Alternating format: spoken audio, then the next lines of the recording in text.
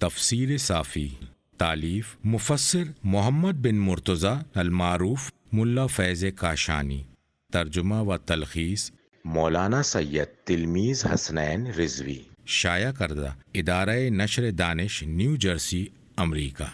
سورۃ الحج۔ سورۃ الحج مدنی سورہ ہے سوائے ان آیتوں کے جو سفر کے دوران نازل ہوئیں، اور کچھ لوگوں کا خیال ہے سوائے 6 آیتوں کے، اور کچھ نے کہا ہے کہ 4 آیتیں ہیں۔ اس سورہ میں آیتوں کی تعداد 78 ہے۔ بسم اللہ الرحمن الرحیم، اللہ کے نام سے جو بڑا مہربان نہایت مشفق ہے۔ ترجمہ: اے لوگو، اپنے رب کا تقوی اختیار کرو، یہ کہ قیامت کا زلزلہ بڑا ہی ہولناک ہے۔ جس روز تم دیکھو گے کہ دودھ پلانے والی عورتیں اپنے دودھ پیتے بچے سے غافل ہو جائیں گی، اور حاملہ عورتیں اپنا حمل گرا دیں گی، اور تم لوگوں کو نشے کی حالت میں پاؤ گے، حالانکہ وہ نشے میں نہ ہوں گے، البتہ اللہ کا عذاب شدید ہوگا۔ مذکورہ آیت کا ترجمہ ہے: اے لوگو، تم اپنے رب کا تقوی اختیار کرو۔ مذکورہ آیت کا ترجمہ ہے یہ کہ قیامت کا زلزلہ بڑا ہی ہولناک ہے۔ کتاب احتجاج میں نبی اکرم صلی اللہ علیہ وآلہ وسلم سے مروی ہے کہ آپ نے فرمایا: اے لوگو، تقوی اختیار کرو، قیامت سے ڈرو، جیسا کہ اللہ تبارک و تعالیٰ نے ارشاد فرمایا ہے۔ مذکور آیت کا ترجمہ ہے: تفسیر قمی میں ہے کہ اس آیت میں عام لوگوں سے خطاب کیا گیا ہے۔ کہا گیا ہے یہ وہ زلزلہ ہے جو مغربی جانب سے سورج نکلنے سے پہلے ہوگا، اور یہ قیامت کی شرطوں میں سے ہے۔ مذکور آیت کا ترجمہ ہے: جس روز تم دیکھو گے کہ دودھ پلانے والی عورتیں اپنے دودھ پیتے بچے سے غافل ہو جائیں گی۔ کہا گیا ہے کہ یہ قیامت کی ہولناکی کی تصویر ہے، اور ترو نہا میں ہا کی ضمیر زلزلہ کی طرف اشارہ کرتی ہے، اور اس امر کی جانب رہنمائی کرنا مطلوب ہے کہ زلزلے کی ہولناکی اس بلا کی ہوگی کہ وہ اس عورت کو مدہوش کر دے گی جو اپنے بچے کو پستان سے دودھ پلا رہی ہوگی۔ وہ اس کے منہ سے پستان کو باہر نکال دے گی اور اپنے بچے سے غافل ہو جائے گی۔ مذکور آیت کا ترجمہ ہے: اور حاملہ عورتیں اپنا حمل گرا دیں گی۔ تفسیر قمی میں ہے کہ امام علیہ السلام نے فرمایا کہ جو حاملہ عورتیں قیامت کے زلزلے کے وقت موت سے ہمکنار ہوگی تو وہ قیامت کے دن اپنا حمل گرا دے گی۔ مذکور آیت کا ترجمہ ہے: اور تم لوگوں کو نشے کے عالم میں پاؤ گے، حالانکہ وہ نشے میں نہ ہوں گے۔ جب تم لوگوں کو اس روز دیکھو گے تو یوں محسوس ہوگا کہ گویا وہ نشے کے عالم میں ہیں، لیکن در حقیقت وہ نشے میں نہ ہوں گے۔ مذکور آیت کا ترجمہ ہے: البتہ اللہ کا عذاب شدید ہوگا۔ تفسیر قمی میں ہے کہ غم و علم اور خوف اور ڈر کی وجہ سے ان کی عقلیں زائل ہو جائیں گی، اور وہ لوگ عالم حیرت میں ہوں گے۔ تفسیر مجموع البیان میں ہے: عمران الحسین اور ابو سعید خدری نے کہا ہے کہ آغاز سورہ کی 2 آیتیں رات کے وقت بنو مصطلق کی جنگجوؤں غازیوں کے بارے میں نازل ہوئیں، اور وہ خزاعہ کا ایک قبیلہ ہے، اور لوگ جا رہے تھے۔ رسول اللہ صلی اللہ علیہ وآلہ وسلم نے انہیں آواز دی، انہوں نے اپنی سواریاں بیٹھا لیں، یہاں تک کہ وہ رسول اکرم صلی اللہ علیہ وآلہ وسلم کے گرد و پیش میں جمع ہو گئے۔ رسول اکرم صلی اللہ علیہ وآلہ وسلم نے یہ آیتیں انہیں پڑھ کر سنائیں۔ اس شب سے زیادہ کسی کو روتے ہوئے نہیں دیکھا۔ جب صبح ہوئی تو انہوں نے اپنی سواریوں سے نہ تو زینے اتاری اور نہ ہی خیمے نصب کیے، بس لوگ یا تو رو رہے تھے یا غمگین بیٹھے ہوئے سوچوں میں گم تھے۔ رسول اللہ صلی اللہ علیہ وآلہ وسلم نے ان سے کہا: کیا تمہیں معلوم ہے وہ کون سا دن ہوگا؟ انہوں نے جواب دیا کہ اللہ اور اس کے رسول بہتر جانتے ہیں۔ آن حضرت نے فرمایا کہ وہ دن وہ ہوگا جب اللہ تعالیٰ آدم علیہ السلام سے کہے گا کہ تمہاری اولاد میں سے جو جہنم میں جانے والے ہیں انہیں جہنم کی طرف بھیج دو، تو آدم علیہ السلام کہیں گے کتنے کتنے؟ تو اللہ تعالیٰ ارشاد فرمائے گا ہر 1000 میں سے 999 جہنم میں جائیں گے، صرف ایک جنت میں جائے گا۔ مسلمانوں کو یہ بات بہت گراں گزری اور وہ رونے لگے، اور انہوں نے کہا: یا رسول اللہ، پھر کون نجات پائے گا؟ تو آن حضرت نے فرمایا: تمہیں بشارت ہو، تمہارے ساتھ 2 مخلوقات ہیں، یاجوج اور ماجوج، جب بھی وہ کسی چیز میں ہوں گے اسے بڑھاتے ہی رہیں گے۔ تم دوسروں لوگوں کی بنسبت اس طرح ہو جیسے کالے بیل میں ایک سفید بال، یا جوان اونٹ کے بازو پر کوئی نشان، یا اونٹ کے پہلو میں کالے تل۔ پھر رسول خدا صلی اللہ علیہ وآلہ وسلم نے فرمایا: مجھے امید ہے کہ تم اہل جنت کا 1/4 ہوگے۔ انہوں نے نعرہ تکبیر بلند کیا، پھر فرمایا: میں امید کرتا ہوں تم اہل جنت کے 1/3 ہو۔ انہوں نے پھر تکبیر کہی، پھر فرمایا: مجھے امید ہے کہ تم جنت والوں میں 2/3 ہوگے، اس لیے کہ جنت والوں کی 120 قطاریں ہوں گی، جن میں سے 80 قطاروں میں میری امت کے لوگ ہوں گے۔ پھر فرمایا میری امت میں سے 70,000 افراد بغیر حساب کے جنت میں داخل ہوں گے۔ اور بعض روایات میں ہے کہ عمر بن الخطاب نے کہا یا رسول اللہ 70,000؟ فرمایا ہاں، اور ہر ایک کے ساتھ 70,000۔ تو عکاشہ بن حسین کھڑے ہوئے اور انہوں نے کہا یا رسول اللہ آپ اللہ سے دعا فرمائیں کہ اللہ مجھے ان لوگوں میں سے قرار دے۔ تو آن حضرت صلی اللہ علیہ وآلہ وسلم نے فرمایا اللہ تو اسے ان لوگوں میں قرار دے۔ تو انصار کا ایک شخص کھڑا ہوا، اس نے بھی کہا یا رسول اللہ آپ اللہ سے دعا کریں کہ مجھے بھی ان لوگوں میں سے قرار دے۔ تو آن حضرت نے فرمایا عکاشہ تم سے سبقت لے گیا۔ ابن عباس فرماتے ہیں چونکہ انصاری منافق تھا اس لیے آن حضرت صلی اللہ علیہ وآلہ وسلم نے اس کے لیے دعا طلب نہیں کی۔ ترجمہ: اور لوگوں میں سے کچھ ایسے افراد بھی ہیں جو اللہ کے بارے میں بغیر علم کے بحث کرتے ہیں اور سرکش شیطان کی پیروی کرنے لگتے ہیں۔ اس کے بارے میں یہ لکھ دیا گیا ہے کہ جو بھی اسے دوست بنائے گا وہ اسے گمراہ کر دے گا اور اسے جہنم کے عذاب کی راہ دکھائے گا۔ اے لوگو، اگر مرنے کے بعد دوبارہ زندہ کیے جانے کے بارے میں تمہیں کوئی شک ہو تو یاد رکھو ہم نے تمہیں مٹی سے پیدا کیا، پھر نطفے سے، پھر علقہ سے، پھر مضغہ سے جو تخلیق شدہ ہوتی ہے، اور بغیر تخلیق کے بھی، تاکہ تم پر اس کی حقیقت کو واضح کر دیں کہ ہم جس نطفے کو چاہتے ہیں ایک خاص وقت تک رحموں میں ٹھہراتے ہیں، پھر تمہیں ایک بچے کی صورت میں نکال لاتے ہیں، پھر تمہاری پرورش کرتے ہیں تاکہ تم اپنی مکمل جوانی تک پہنچو، اور تم میں سے کچھ کو پہلے ہی بلا لیا جاتا ہے اور کسی کو بدترین عمر کی طرف پھیر دیا جاتا ہے تاکہ وہ علم کے بعد کچھ جاننے کے قابل نہ رہ جائے، اور تم زمین کو خشک پاتے ہو، اور جب ہم اس پر پانی برساتے ہیں تو وہ لہلہانے لگتی ہے اور نشو نما پاتی ہے اور ہر قسم کے خوشنما نباتات اگاتی ہے۔ مذکورہ آیت کا ترجمہ ہے اور لوگوں میں سے کچھ افراد ایسے بھی ہیں جو اللہ کے بارے میں بغیر علم کے بحث کرتے ہیں۔ جو جادلو کے معنی ہے یا خاصم، لڑنا جھگڑنا، مخالفت اور دشمنی کرنا۔ مذکورہ آیت کا ترجمہ ہے اور ہر سرکش شیطان کی پیروی کرنے لگتے ہیں۔ مذکورہ آیت کے لفظ کے معنی ہے جو فساد کے لیے وقف ہو چکا ہو۔ تفسیر قمی میں ہے کہ مریدن کے معنی ہے الخبیث، مکار، شرارتی، پست فطرت۔ کہا گیا ہے کہ یہ آیت نضر بن حارث کے بارے میں نازل ہوئی جو لڑاکا تھا۔ وہ کہتا تھا کہ فرشتے اللہ کی بیٹیاں ہیں اور قرآن گزشتہ لوگوں کے من گھڑت قصے ہیں اور مرنے کے بعد دوبارہ زندہ نہیں کیا جائے گا، اور یہ آیت عمومیت رکھتی ہے اس کے لیے اور اس جیسے دوسرے افراد کے لیے۔ مذکور آیت کا ترجمہ ہے اس کے بارے میں یہ لکھ دیا گیا ہے کہ جو بھی اسے دوست بنائے گا وہ اسے گمراہ کر دے گا، یعنی شیطان کے بارے میں لکھ دیا گیا ہے کہ جو شخص بھی شیطان سے دوستی رکھے گا شیطان اسے گمراہ کر دے گا، اس لیے کہ گمراہ کرنا اس کی جبلت میں شامل ہے۔ مذکور آیت کا ترجمہ ہے اور اسے جہنم کے عذاب کی راہ دکھائے گا۔ مذکور آیت کا ترجمہ ہے اے لوگو، اگر مرنے کے بعد دوبارہ زندہ کیے جانے کے بارے میں تمہیں کوئی شک ہو، اس کے امکان کے بارے میں اور اس کے واقع ہونے کے بارے میں۔ مذکور آیت کا ترجمہ ہے تو تم اپنی ابتدائی خلقت پر غور کرو، وہ تمہارے شک کو زائل کر دے گی، کیونکہ ہم نے تمہیں مٹی سے پیدا کیا ہے، آدم کو مٹی سے خلق کیا اور ان غذاؤں سے جن سے منی بنتی ہے۔ مذکور آیت کا ترجمہ ہے پھر اس کے بعد نطفہ سے، یعنی منی کے جاری پانی سے۔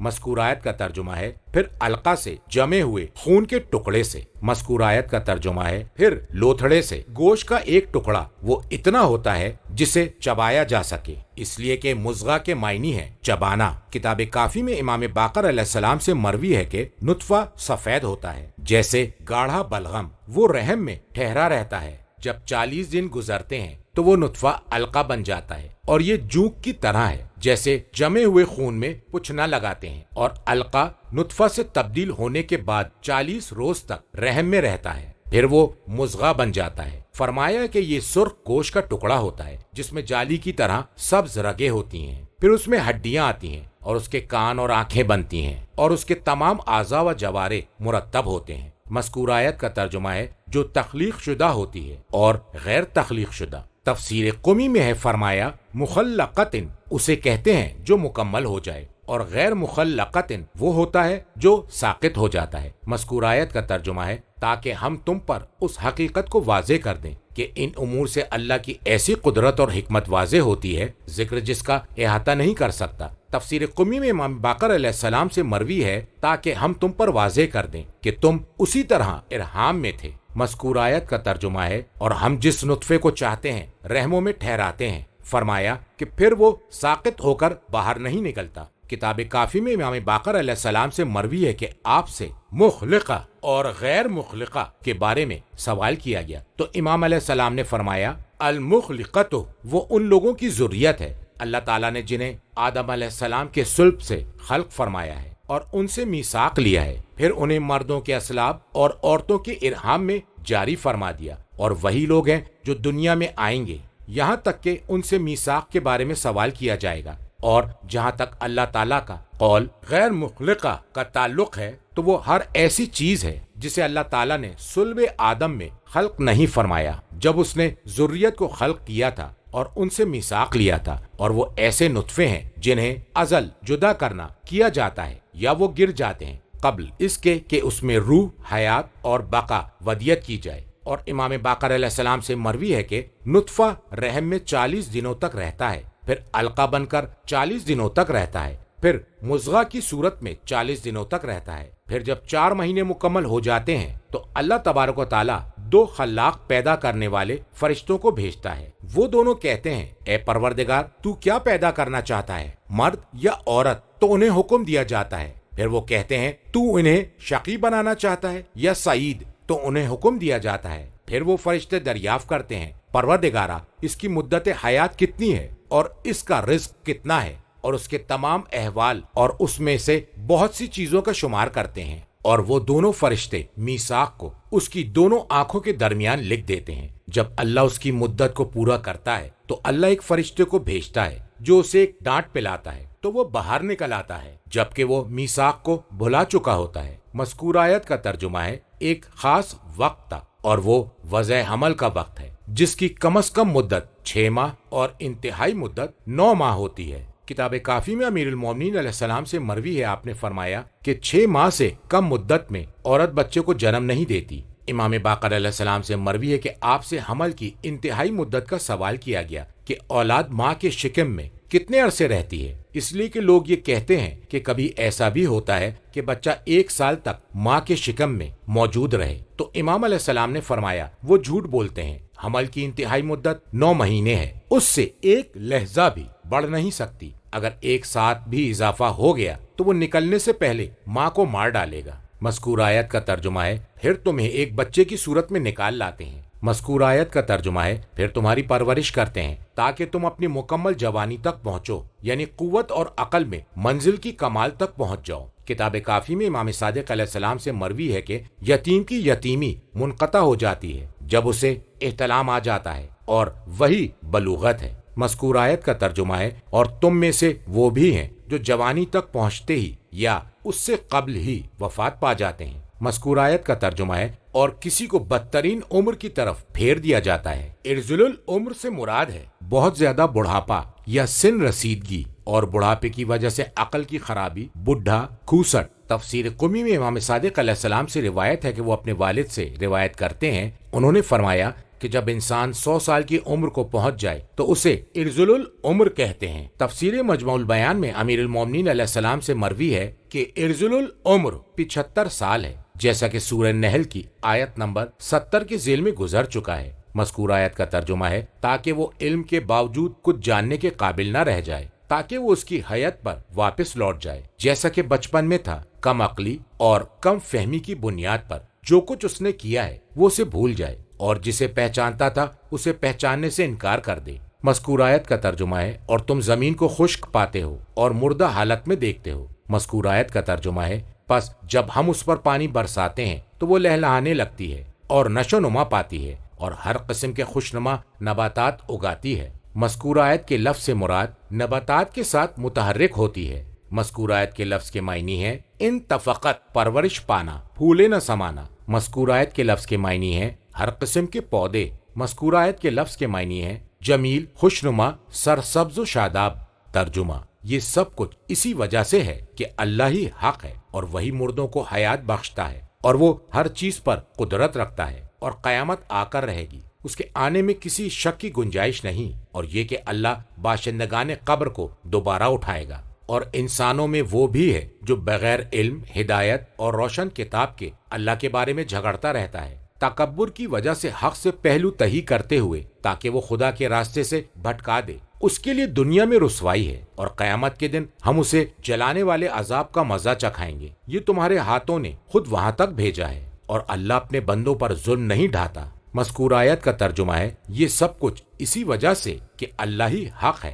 جب تخلیق انسانی کے مختلف ادوار اور متضاد مراحل میں اس کی تبدیلیوں کا ذکر کیا اور اس کے بعد زمین کو مردہ ہو جانے کے بعد زندہ کرنے کو بیان کیا، تو فرمایا کہ اس سے پتہ چلتا ہے کہ اللہ وہ ہستی ہے جس سے مختلف اشیاء وجود میں آتی ہیں۔ مذکور آیت کا ترجمہ ہے، اور وہی مردوں کو حیات بخشتا ہے، یعنی وہی انہیں زندگی بخشنے پر قدرت رکھتا ہے۔ اگر ایسا نہ ہوتا تو وہ نطفے کو اور مردہ زمین کو حیات عطا نہ کرتا۔ مذکور آیت کا ترجمہ ہے، اور وہی ہر چیز پر قدرت رکھتا ہے، اس لیے کہ وہ فی نفسہ قادر مطلق ہے اور ہر چیز کی طرف اس کی نسبت برابر ہے۔ مذکور آیت کا ترجمہ ہے، اور قیامت آ کر رہے گی، اس کے آنے میں کسی شک کی گنجائش نہیں۔ کسی چیز میں تغیر اور تبدل کا ہونا دلیل ہے کہ وہ چیز ختم ہو جائے گی اور نئے سرے سے واقع ہوگی۔ مذکور آیت کا ترجمہ ہے، اور اللہ وعدے کے مطابق ساکنان قبر کو دوبارہ اٹھائے گا۔ کتاب قرب الاسناد میں امام صادق علیہ السلام سے مروی ہے، انہوں نے کہا کہ رسول اللہ صلی اللہ علیہ وآلہ وسلم نے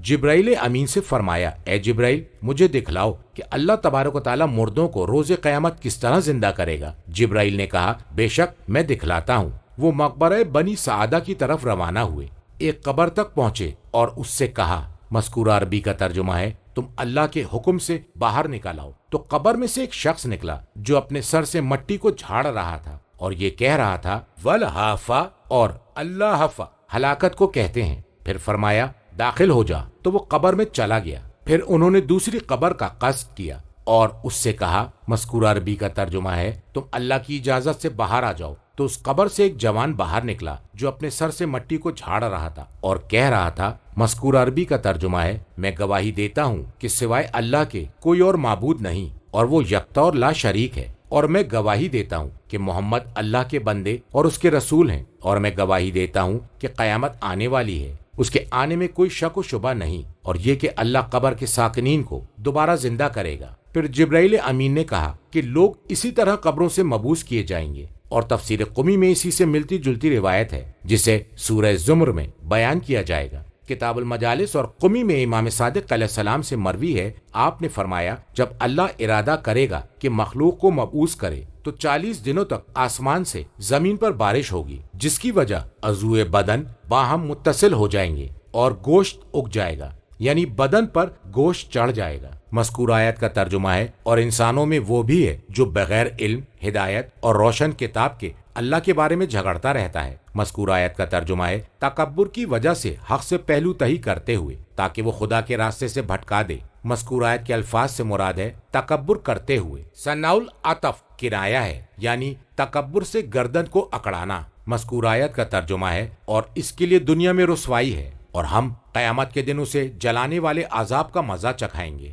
تفسیر قمی میں ہے کہ یہ آیت ابو جہل کے بارے میں نازل ہوئی۔ مذکورہ آیت کے الفاظ کے بارے میں فرمایا، وہ حق سے برگشتہ ہو گیا، اور ان سبیل اللہ کا مفہوم ہے اللہ تعالیٰ کے راستے سے اور ایمان سے۔ کتاب مصباح الشریعہ میں امام صادق علیہ السلام سے مروی ہے، جو شخص مخلوق سے اس کے بارے میں جھگڑتا ہے جس کا حکم نہیں دیا گیا ہے، تو گویا کہ وہ خالقیت اور ربوبیت سے جھگڑا کرتا ہے۔ اللہ تعالیٰ نے ارشاد فرمایا ہے، مذکور آیت کا ترجمہ ہے، اور اس سے زیادہ شدید عذاب کسی اور کو نہیں ملے گا جس نے زہد و تقوی کا لباس زیب تن کیا، ایسے دعوے کے ساتھ جس کی کوئی حقیقت اور کوئی مفہوم نہیں۔ مذکور آیت کا ترجمہ ہے، یہ تمہارے ہاتھوں نے خود وہاں تک بھیجا ہے اور اللہ اپنے بندوں پر ظلم نہیں ڈھاتا۔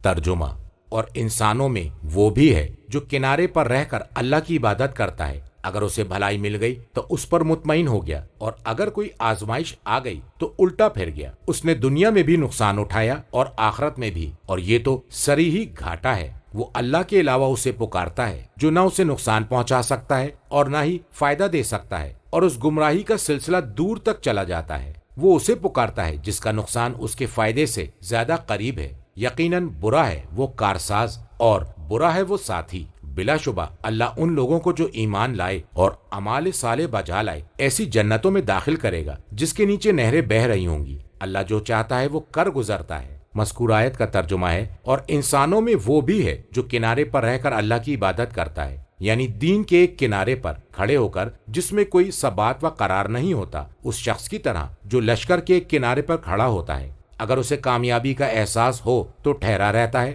ورنہ وہاں سے راہ فرار اختیار کرتا ہے۔ مذکور آیت کا ترجمہ ہے، اگر اسے بھلائی مل گئی تو اس پر مطمئن ہو گیا، اور اگر کوئی آزمائش آ گئی تو الٹا پھر گیا۔ مذکور آیت کا ترجمہ ہے، اس نے دنیا میں بھی نقصان اٹھایا اور آخرت میں بھی، اور یہ صریحی گھاٹا ہے۔ دنیا میں نقصان یہ ہے کہ اس کی حفاظت ختم ہو گئی، اور آخرت میں اس کے تمام اعمال ارتداد مرتد ہو جانے کی وجہ سے ختم ہو گئے، اور اس سے بڑھ کر اور خسارہ کیا ہو سکتا ہے؟ کتاب کافی میں امام باقر علیہ السلام سے مروی ہے کہ آپ سے اس آیت کے بارے میں سوال کیا گیا تو امام عالی مقام نے فرمایا کہ وہ ایسی قوم ہے جس نے اللہ کی وحدانیت کا اقرار کیا اور اللہ کے علاوہ جس کی عبادت کی جاتی ہے اسے ترک کر دیا، تو وہ شرک سے باہر نکل گئے، لیکن انہوں نے یہ نہیں جانا کہ محمد اللہ کے رسول ہیں، تو وہ حضرت محمد مصطفیٰ صلی اللہ علیہ وآلہ وسلم اور وہ جو کچھ لے کر آئے ہیں اس کے بارے میں شک رکھتے ہوئے اللہ کی عبادت کرتے ہیں۔ وہ رسول اللہ کے پاس آئے اور کہا، ہم انتظار کرتے ہیں اگر ہمارے اموال میں اضافہ ہو گیا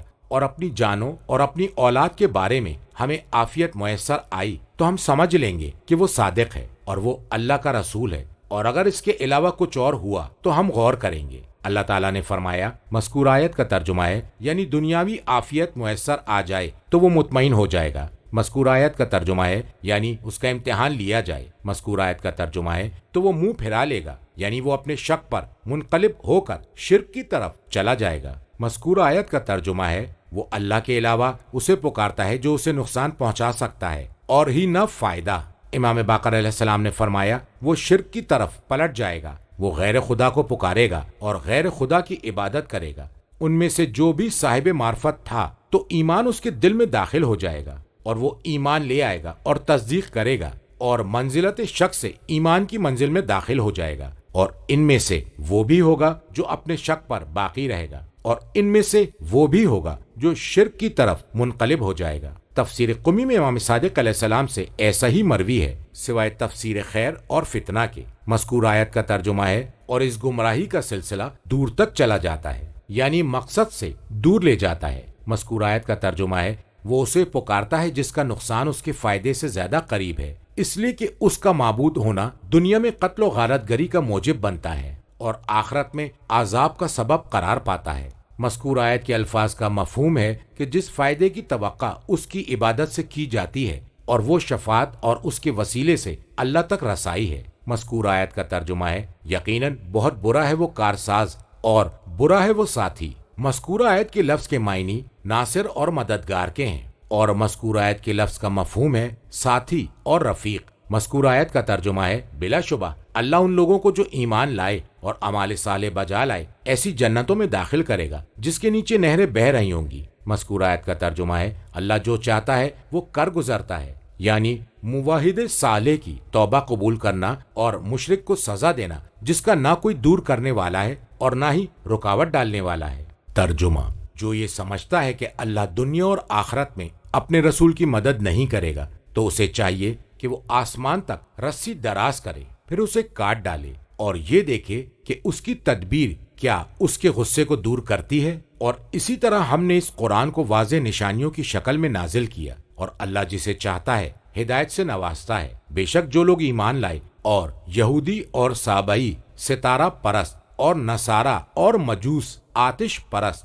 اور مشرکین، اللہ قیامت کے دن ان سب کے درمیان فیصلہ کر دے گا۔ بے شک اللہ ہر چیز پر شاہد ہے۔ مذکور آیت کا ترجمہ ہے، جو یہ سمجھتا ہے کہ اللہ دنیا اور آخرت میں اپنے رسول کی مدد نہیں کرے گا۔ مذکور آیت کا ترجمہ ہے، تو اسے چاہیے کہ وہ آسمان تک رسی دراز کرے، پھر اسے کاٹ ڈالے۔ مذکور آیت کا ترجمہ ہے، اور یہ دیکھے کیا اس کی تدبیر اس کے غصے کو دور کرتی ہے۔ کہا گیا ہے کہ اس آیت کا مفہوم یہ ہے کہ اللہ تعالیٰ دنیا اور آخرت دونوں میں اپنے رسول کا مددگار ہے۔ جو شخص اس کے خلاف سوچتا ہے اور وہ اپنے غصے اور جزع و فضا کے سبب کسی اور چیز کا متوقع ہے تو اسے چاہیے کہ وہ اپنے غصے یا بے صبری کے ازالے کے لیے وہ سب کچھ کر ڈالے جو غصے میں بھرا ہوا اور خوفزدہ انسان کرتا ہے، یہاں تک کہ وہ اپنے گھر کی چھت میں ایک رسی لٹکا دے، رسی کو کاٹ کر جس کا گلا گھونٹنا ہے اس کا گلا گھونٹ دے، اس لیے کہ جس کا گلا گھونٹا جائے گا وہ سانس کی نالیوں کے بند ہونے سے سانس نہیں لے سکے گا، یا دنیاوی آسمان تک ایک رسی باندھ دے، پھر اس سے مسافت طے کرے یہاں تک کہ وہ آسمان کے کناروں تک پہنچ جائے، اور پھر وہ محمد سے نصرت کو دور کرنے کی صحیح حاصل کرے۔ اور کہا گیا ہے کہ یہاں نصر سے مراد رزق ہے۔ تفسیر قمی میں ہے کہ کتاب اللہ میں ظن کی دو قسمیں بیان کی گئی ہیں، ظن یقین اور ظن شک۔ یہ ظن شک ہے، فرمایا کہ جو شخص یہ شک کرتا ہے کہ اللہ تعالیٰ دنیا اور آخرت میں اپنے رسول کی مدد نہیں کرے گا تو اسے چاہیے کہ آسمان کی طرف ایک رسی دراز کرے، یعنی اپنے اور اللہ کے درمیان کوئی دلیل لائے، اور اس پر دلیل یہ ہے کہ مذکور آیت کے لفظ کے معنی دلیل کے ہیں، جیسا کہ سورہ کہف میں اللہ تعالیٰ کا قول ہے۔ مذکور آیت کا ترجمہ ہے، اور ہم نے انہیں ہر شے کا سبب دے دیا تھا، انہوں نے سبب کی پیروی، اور سبب کے معنی ہے دلیل، اور فرمایا مذکور آیت کا ترجمہ ہے یعنی وہ تمیز کرے، اور اس پر دلیل اللہ تعالیٰ کا مذکورہ قول ہے۔ مذکور آیت کا ترجمہ ہے، اور ہم نے انہیں 12 قبیلوں کے لحاظ سے 12 گروہوں میں بانٹ دیا تھا، یعنی ہم نے انہیں ایک دوسرے کے لیے ممیز بنایا تھا۔ مذکور آیت کا ترجمہ ہے، اور یہ دیکھے کہ اس کا ہیلا کیا اس کے غصے کو دور کرتا ہے۔ یہاں قید کے معنی ہے ہیلا، اور اس پر دلیل کہ قید کے معنی ہیلا ہے، یہ آیت ہے۔ مذکور آیت کا ترجمہ ہے، اور ہم نے یوسف کے لیے ہیلا کیا، یعنی ہم نے ایسا ہیلا اور ایسی تدبیر اختیار کی جس سے انہوں نے اپنے بھائی کو روک لیا، اور اللہ کا قول فرعون کے بارے میں یہ ہے۔ مذکور آیت کا ترجمہ ہے یعنی تم اپنے تمام ہیلے آزما لو، پس اگر وہ خود کے لیے سبب اور تمیز وضع کر لے گا تو اسے حق کی طرف رہنمائی مل جائے گی۔ عامہ نے یہ روایت کی ہے کہ اللہ تعالیٰ نے جو کچھ فرمایا ہے اگر اس کی تصدیق نہیں کی تو اسے چاہیے کہ چھت میں ایک رسی لٹکائے، پھر اس میں لٹک جائے تاکہ گلا گھٹ جائے۔ مذکور آیت کا ترجمہ ہے، اور اسی طرح ہم نے مکمل قرآن کو واضح آیات کی صورت میں نازل کیا ہے۔ مذکور آیت کا ترجمہ ہے، اور اللہ جسے چاہتا ہے ہدایت سے نوازتا ہے۔ مذکور آیت کا ترجمہ ہے، بے شک جو لوگ ایمان لائے اور یہودی اور صابئی ستارہ پرست اور نصارہ اور مجوس آتش پرست اور مشرکین۔ مذکور آیت کا ترجمہ ہے، بے شک اللہ قیامت کے دن ان سب کے درمیان فیصلہ کر دے گا۔ مذکور آیت کا ترجمہ ہے، بے شک اللہ ہر چیز پر گواہ، نگہبان اور واقف ہے۔ ترجمہ، کیا تم نے دیکھا نہیں کہ اللہ کے سامنے سجدہ ریز ہیں جو آسمان اور زمین میں رہتے ہیں، اور سورج اور چاند تارے اور پہاڑ اور درخت اور جانور اور بہت سے لوگ، اور اکثر لوگ ایسے بھی ہیں جو عذاب کے مستحق ہیں، اور اللہ جسے ذلت سے دوچار کرے اسے کوئی عزت دینے والا نہیں۔ اللہ جو چاہتا ہے وہ کر گزرتا ہے۔ یہ دو فریق ہیں جو اپنے رب کے بارے میں جھگڑ رہے ہیں۔ ان میں سے وہ لوگ جنہوں نے کفر کیا ان کے لیے آگ کے کپڑے کاٹے جا چکے ہیں، ان کے سروں کے اوپر کھولتا ہوا پانی ڈالا جائے گا، اس سے وہ سب گل جائے گا جو ان کے پیٹوں میں ہے، اور ان کی کھالیں بھی، اور ان کے لیے لوہے کے گرز مہیا ہوں گے۔ مذکور آیات کا ترجمہ ہے، کیا تم نے دیکھا نہیں کہ اللہ کے سامنے سجدہ ریز ہیں جو آسمانوں اور زمین میں رہتے ہیں، یہ سب کے سب اللہ کے مطیع و منقاد ہیں۔ مذکور آیت کا ترجمہ ہے، اور سورج اور چاند اور تارے اور پہاڑ اور درخت اور جانور اور انسانوں کی اکثریت۔ اس سجود کے بارے میں انشاءاللہ سورہ نور کی آیت نمبر 41 کے ذیل میں گفتگو کی جائے گی۔ مذکور آیت کا ترجمہ ہے، اور اکثر لوگ ایسے بھی ہیں جو عذاب کے مستحق ہیں اپنے کفر، اطاعت سے انکار اور پیروی نہ کرنے کی وجہ سے۔ مذکور آیت کا ترجمہ ہے، اور اللہ جسے ذلت سے دوچار کر دے اسے کوئی عزت دینے والا نہیں۔ مذکور آیت کا ترجمہ ہے، اللہ جو چاہتا ہے وہ کر گزرتا ہے۔ کتاب توحید میں امام صادق علیہ السلام اپنے والد سے، اور وہ امیر المومنین علیہ السلام سے روایت کرتے ہیں، ان سے کہا گیا کہ ایک شخص مشیت کے بارے میں گفتگو کرتا ہے۔ امیر المومنین علیہ السلام نے فرمایا، اسے میرے پاس بلا کر لاؤ۔ کہا کہ اسے بلایا گیا تو امیر المومنین علیہ السلام نے اس سے کہا، اے عبداللہ، اللہ نے تم کو پیدا کیا جیسا اس نے چاہا یا جیسا تم نے چاہا؟ اس نے کہا، جیسا اس نے چاہا۔ امام علیہ السلام نے فرمایا، جب چاہے گا تمہیں بیمار ڈالے گا یا جب تم چاہو گے؟ اس نے کہا، جب وہ چاہے گا۔ امیر المومنین نے فرمایا، وہ جب چاہے گا تمہیں شفا دے گا یا جب تم چاہو گے؟ اس نے کہا، جب وہ چاہے گا۔ امیر المومنین علیہ السلام نے فرمایا، وہ جہاں چاہے تمہیں داخل کرے گا یا جیسا تم چاہو گے؟ اس نے کہا، جیسا وہ چاہے گا۔ راوی نے کہا، حضرت علی علیہ السلام نے اس سے فرمایا، اگر تو نے اس کے علاوہ کوئی اور جواب دیا ہوتا تو میں اس سر کو اڑا دیتا جس میں تیری آنکھیں ہیں۔ مذکور آیت کا ترجمہ ہے، یہ دو فریق ہیں جو اپنے رب کے بارے میں جھگڑ رہے ہیں، یعنی مومنین اور کافرین، یہ دو گروہ ہیں۔ تفسیر قمی میں ہے، فرمایا اس سے مراد ہم اور بنو امیہ ہیں۔ ہم نے کہا، مذکور آیت کا ترجمہ ہے، اللہ اور اس کے رسول نے سچ کہا اور بنو امیہ نے کہا۔ مذکورہ عربی کا ترجمہ ہے اللہ اور اس کے رسول نے جھوٹ کہا۔ کتاب خصال میں امام حسین علیہ السلام سے ایسی ہی روایت ملتی ہے، البتہ اس میں یہ اضافہ ہے۔ مذکورہ آیت کا ترجمہ ہے ہم روز قیامت دو دشمن کی حیثیت سے ہوں گے۔ مذکورہ آیت کا ترجمہ ہے ان میں سے وہ لوگ جنہوں نے کفر کیا، ان کی خصومت دشمنی کی وجہ سے ان کا الگ ذکر کیا۔ کہا گیا ہے کہ یہ مفہوم ہے اللہ تعالیٰ کے اس مذکورہ قول کا۔ مذکورہ آیت کا ترجمہ ہے اللہ قیامت کے دن ان سب کے درمیان فیصلہ کر دے گا۔ تفسیر قمی میں ہے مذکورہ آیت کے الفاظ سے مراد بنی امیہ ہیں۔ مذکورہ آیت کا ترجمہ ہے ان کے لیے آگ کے کپڑے کاٹے جا چکے ہیں، ان کے سروں کے اوپر کھولتا ہوا پانی ڈالا جائے گا۔ مذکورہ آیت کے الفاظ کے معنی ہے گرم کھولتا ہوا پانی۔ مذکورہ آیت کا ترجمہ ہے اس سے وہ سب گل جائے گا جو ان کے پیٹوں میں ہے، اور ان کی کھالیں بھی، یعنی حرارت کی زیادتی ان کے اندرونی حصوں کو بھی متاثر کرے گی، جس طرح اس نے ظاہری حصے کو متاثر کیا تھا۔ جو کچھ ان کے شکم میں ہے اسی طرح پگھل جائے گا جیسے ان کی کھالیں پگھل گئی ہوں گی۔ مذکورہ آیت کا ترجمہ ہے اور ان کے لیے لوہے کے گرز مہیا ہوں گے جن سے انہیں مارا جائے گا۔ مذکورہ آیت کے لفظ کا مفہوم ہے کوڑے یا گرز۔ تفسیر قمی میں فرمایا کہ آگ انہیں جلائے گی، اس کے نچلے حصے کو ڈھیلا چھوڑ دیا جائے گا یہاں تک کہ ناف تک پہنچ جائے، اور اس کے اوپر کنارے کو سمیٹا جائے گا یہاں تک کہ وہ سر کے درمیانی حصے تک پہنچ جائے۔ مذکورہ آیت کا ترجمہ ہے فرمایا اس سے مراد وہ ستون ہیں جن سے مارا جائے گا۔ تفسیر مجموع البیان میں نبی اکرم صلی اللہ علیہ وآلہ وسلم سے مروی ہے، فرمایا مذکورہ آیت کا ترجمہ ہے اگر لوہے کا ایک گرز زمین پر رکھ دیا جائے پھر تمام جن و انس جمع ہو جائیں تو وہ اسے زمین سے اٹھا نہ سکیں گے۔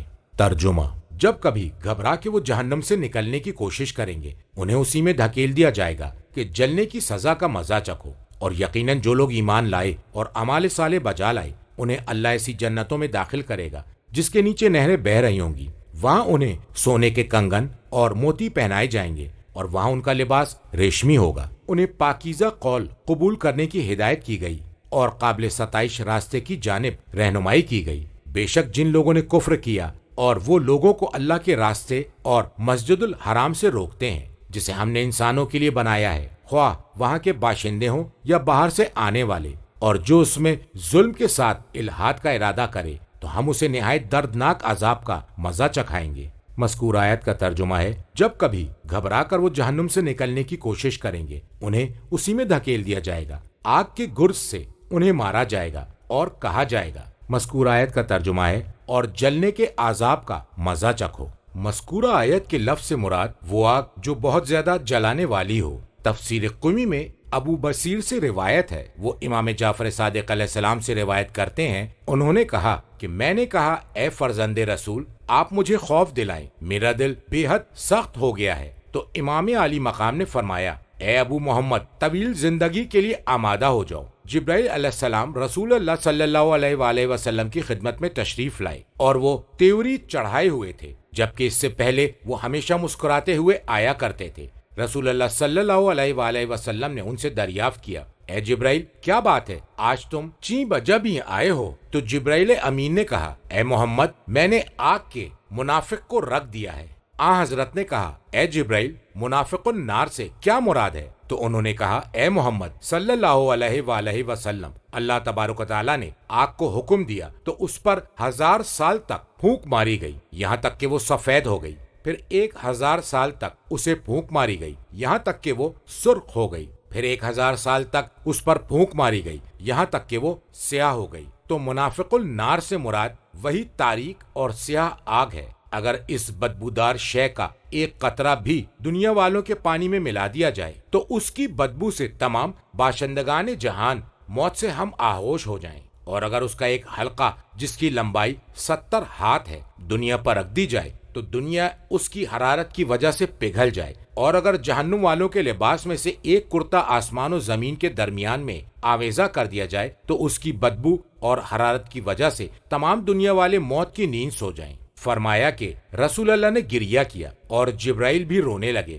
تو اللہ تعالیٰ نے ان دونوں کی طرف ایک فرشتے کو مبعوث کیا، جس فرشتے نے ان دونوں سے کہا تمہارا پروردگار تمہیں سلام کا تحفہ بھیج رہا ہے اور فرما رہا ہے کہ تمہیں ایسے گناہ سے محفوظ رکھا ہے جس کے سبب تم عذاب میں گرفتار ہو جاتے۔ امام صادق علیہ السلام نے فرمایا کہ اس کے بعد رسول اللہ صلی اللہ علیہ وآلہ وسلم کو کبھی بھی مسکراتے ہوئے نہیں دیکھا۔ پھر فرمایا کہ جہنمی آتش جہنم کو بہت عظیم گردانتے ہیں اور صاحبان جنت اور اس کی نعمتوں کو عظیم سمجھتے ہیں، اور جب لوگ جہنم میں داخل ہوں گے تو اس میں 70 سال کی مسافت تک گرتے چلے جائیں گے۔ پس جب اس کے بالائی حصے پر پہنچیں گے تو انہیں لوہے کے گرز سے کچوکے لگائے جائیں گے، تو پھر وہ جہنم کے نچلے طبقے تک جا پہنچیں گے۔ یہ ہے ان کا حال، اور وہ اللہ تعالیٰ کا مذکورہ قول ہے۔ مذکورہ آیت کا ترجمہ ہے، پھر ان کی کھال کو دوسری کھال سے بدل دیا جائے گا۔ تو امام صادق علیہ السلام نے فرمایا، اے ابو محمد، کیا تمہارے لیے اتنا کافی ہے؟ تو میں نے جواب دیا،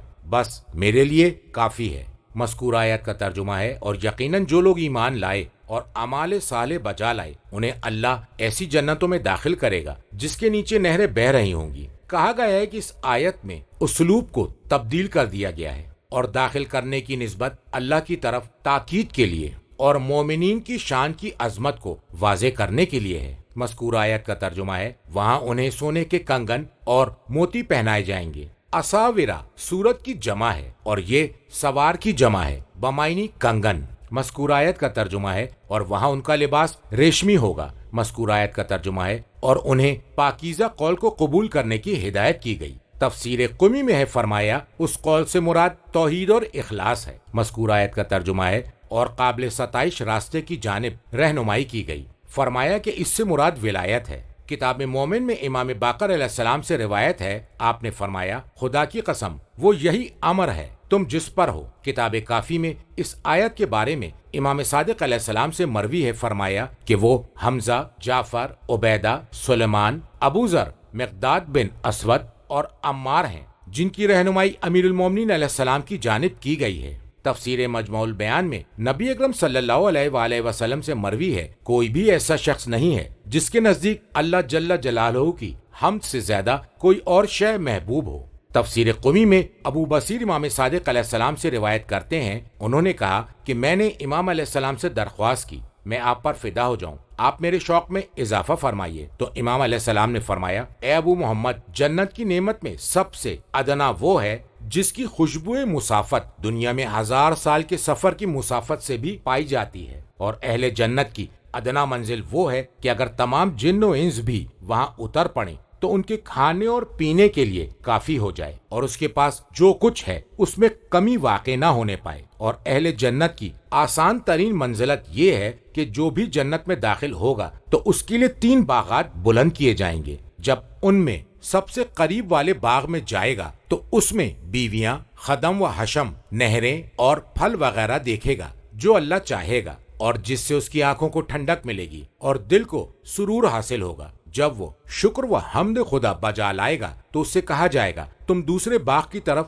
نظر اٹھا کر دیکھو، تو اس باغ میں وہ کچھ ہوگا جو اس سے پہلے باغ میں نہ تھا۔ تو وہ کہے گا، پروردگارا مجھے یہ باغ عنایت کر دے۔ تو اللہ تبارک و تعالی حضرت علی علیہ السلام سے کہے گا، اگر میں اسے یہ باغ عطا کر دوں گا تو وہ مجھ سے اس کے علاوہ دوسرے باغ کا مطالبہ کرے گا، اور کہے گا یہ اور بس یہ۔ اور جب وہ باغ میں داخل ہوگا اور حمد و شکر رب بجا لائے گا تو امام علیہ السلام نے فرمایا، کہا جائے گا اس کے لیے کوئی دروازہ جنت کی جانب کھول دو، اور اس سے کہا جائے گا کہ تم ذرا اپنا سر اٹھاؤ، تو اس کے لیے خلد کا ایک دروازہ کھول دیا جائے گا، اور جو کچھ پہلے باغات میں تھا اس میں اس سے زیادہ دگنا پائے گا، لہٰذا مسرتوں کو دگنا ہوتے وقت وہ کہے گا۔ مذکور عربی کا ترجمہ ہے، اے میرے پروردگار، تمام حمد تیرے ہی لیے ہے، جب تو نے جنت عطا کر کے مجھ پر احسان کیا ہے جس کا شمار کرنا ممکن نہیں، اور تو نے مجھے جہنم سے نجات دلائی ہے۔ ابو بصیر نے کہا، میں رونے لگا، اور میں نے امام علیہ السلام سے گزارش کی کہ مولا اس میں مزید کچھ اضافہ کیجیے۔ امام علی مقام نے فرمایا، اے محمد، جنت میں ایک نہر ہے جس کے کنارے کنیزیں اگ رہی ہیں، جب کوئی مومن کسی کنیز کے قریب سے گزرے گا اور وہ اسے اچھی لگے گی تو وہ اسے وہاں سے اکھاڑ لے گا، اور اللہ اس کی جگہ دوسری کنیز اگا دے گا۔ میں نے عرض کی، مولا اور اضافہ کیجیے۔ امام علی مقام نے فرمایا، اے محمد، مومن 800 کنواری اور 4000 سیب موت یا طلاق کی وجہ سے اپنے شوہر سے جدا عورت سے شادی کرے گا، اور اس کی 2 بیویاں حور العین میں سے ہوں گی۔ میں نے عرض کی، میں آپ پر فدا ہو جاؤں، 800 کنواری؟ امام علیہ السلام نے فرمایا، ہاں، جب بھی وہ ان کو بیاہ کا لائے گا انہیں کنواری پائے گا۔ میں نے گزارش کی مولا حور العین کو کس چیز سے خلق کیا گیا؟ فرمایا جنت کی نورانی مٹی سے، اور اس کی پنڈلی کا گودا 70 ہلے کے پیچھے سے بھی نظر آئے گا۔ عورت کا جگر مرد کے لیے بمنزلہ آئینہ ہوگا اور مرد کا جگر عورت کے لیے گویا آئینہ ہوگا۔ میں نے کہا میری جان نثار ہو جائے،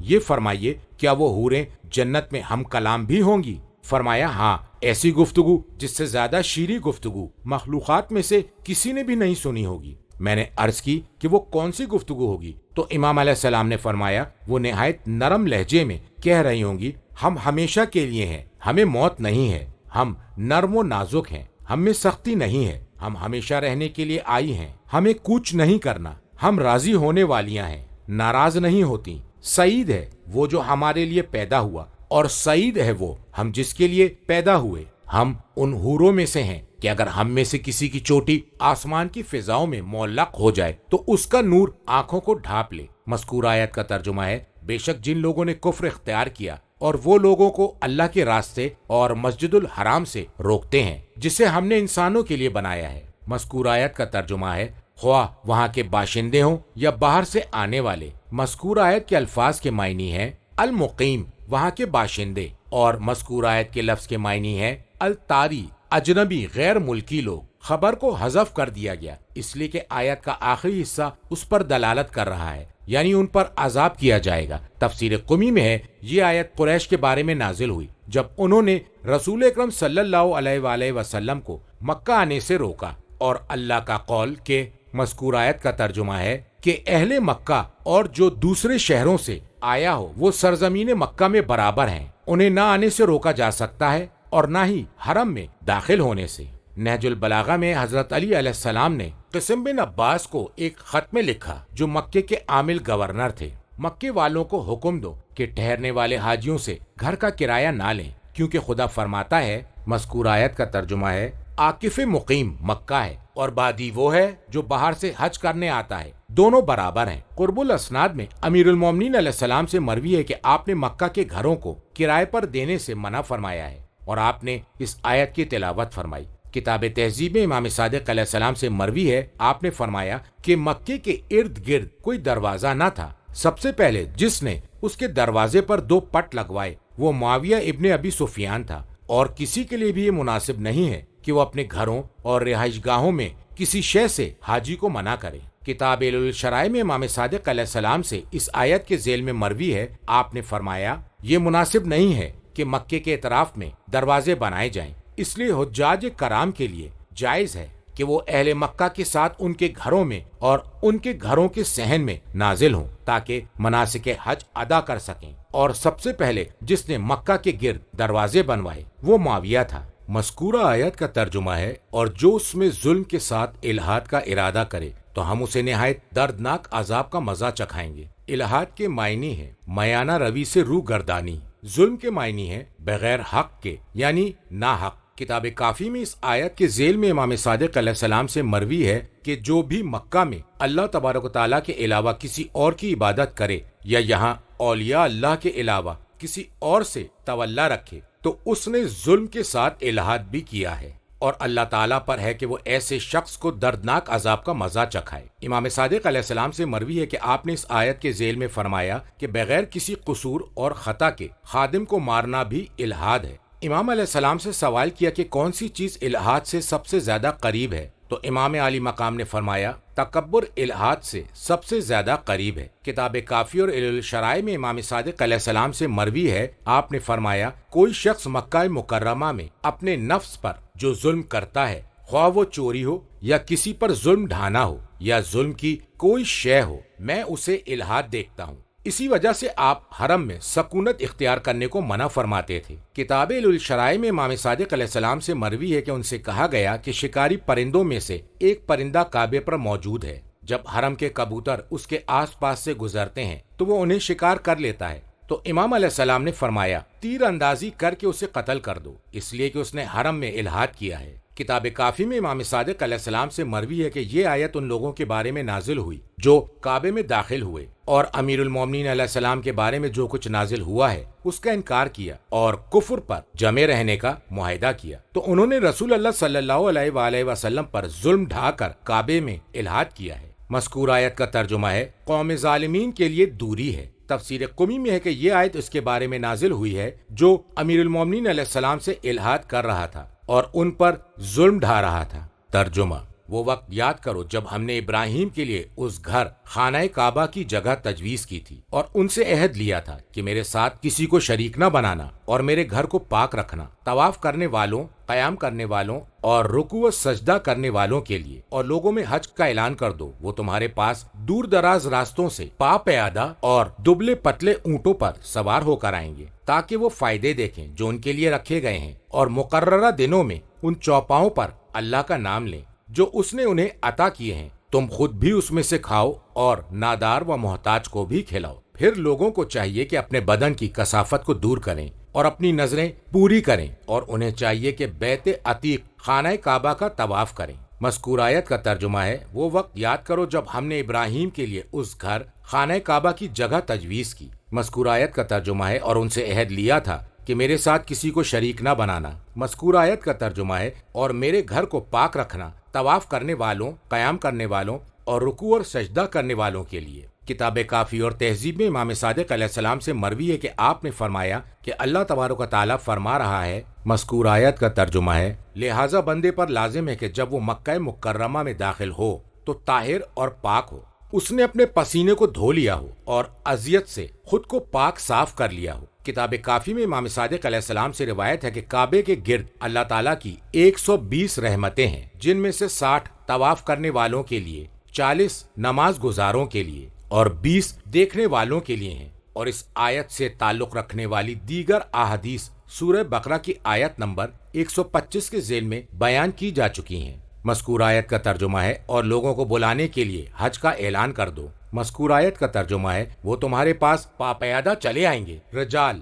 راجل کی جمع ہے، چل کر آنا۔ مذکور آیت کا ترجمہ ہے اور دبلے پتلے اونٹوں پر سوار ہو کر آئیں گے، ایسا اونٹ جسے دور دراز سفر کرنے نے تھکا دیا ہو اور وہ کمزور ہو۔ مذکور آیت کے لفظ سے مراد یعنی یہ اونٹ آئیں گے، یہ لفظ زامرین کی صفت ہے، اور یہ لفظ یاتون بھی پڑھا گیا ہے جو رجال اور رکبان سوار ہونے والے کی صفت ہے یا نیا جملہ ہے۔ یہ مجموع البیان میں بیان کیا گیا ہے۔ مذکور آیت کا ترجمہ ہے ہر دور دراز راستوں سے نکل کر۔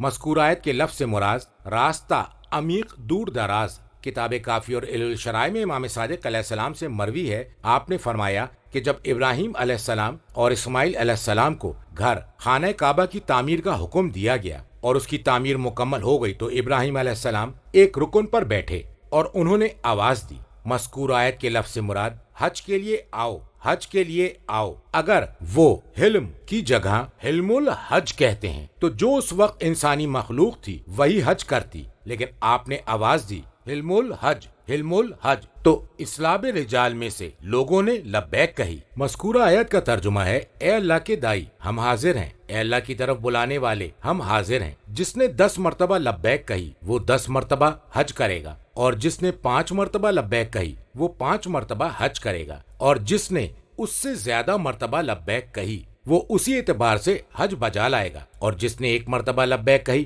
وہ صرف 1 حج کرے گا، اور جس نے لبیک نہیں کی وہ حج نہیں کرے گا۔ کتاب الشرائع میں امام باقر علیہ السلام سے مروی ہے، آپ نے فرمایا کہ جب اللہ جل جلالہ نے ابراہیم علیہ السلام کو حکم دیا کہ وہ لوگوں میں حج کا اعلان کر دیں تو وہ مقام پر کھڑے ہوئے اور اس پر بلند ہوئے، یہاں تک کہ وہ ابی قبیس کے مقابل میں آ گئے اور لوگوں کو حج کے لیے پکارا، تو اسے قیامت تک آنے والی تمام نسلوں نے سنا جو اسلاب رجال اور ارحام النساء میں تھے۔ تفسیر قمی میں ہے کہ حضرت ابراہیم علیہ السلام جب کعبے کی تعمیر سے فارغ ہوئے تو اللہ تعالیٰ نے انہیں حکم دیا کہ وہ لوگوں کو حج کے لیے آواز دے کر بلائیں۔ حضرت ابراہیم علیہ السلام نے کہا میری آواز کہاں تک پہنچے گی؟ تو اللہ تعالیٰ نے ارشاد فرمایا، مذکورہ آیت کا ترجمہ ہے اے ابراہیم تم لوگوں کو پکارو، پکارنا تمہارا کام ہے، پہنچانا ہماری ذمہ داری ہے۔ حضرت ابراہیم علیہ السلام مقام پر بلند ہوئے اور وہ ان دنوں خانہ کعبہ سے متصل تھا، وہ مقام انہیں لے کر بلند ہوا یہاں تک کہ وہ پہاڑ سے بھی زیادہ اونچا ہو گیا۔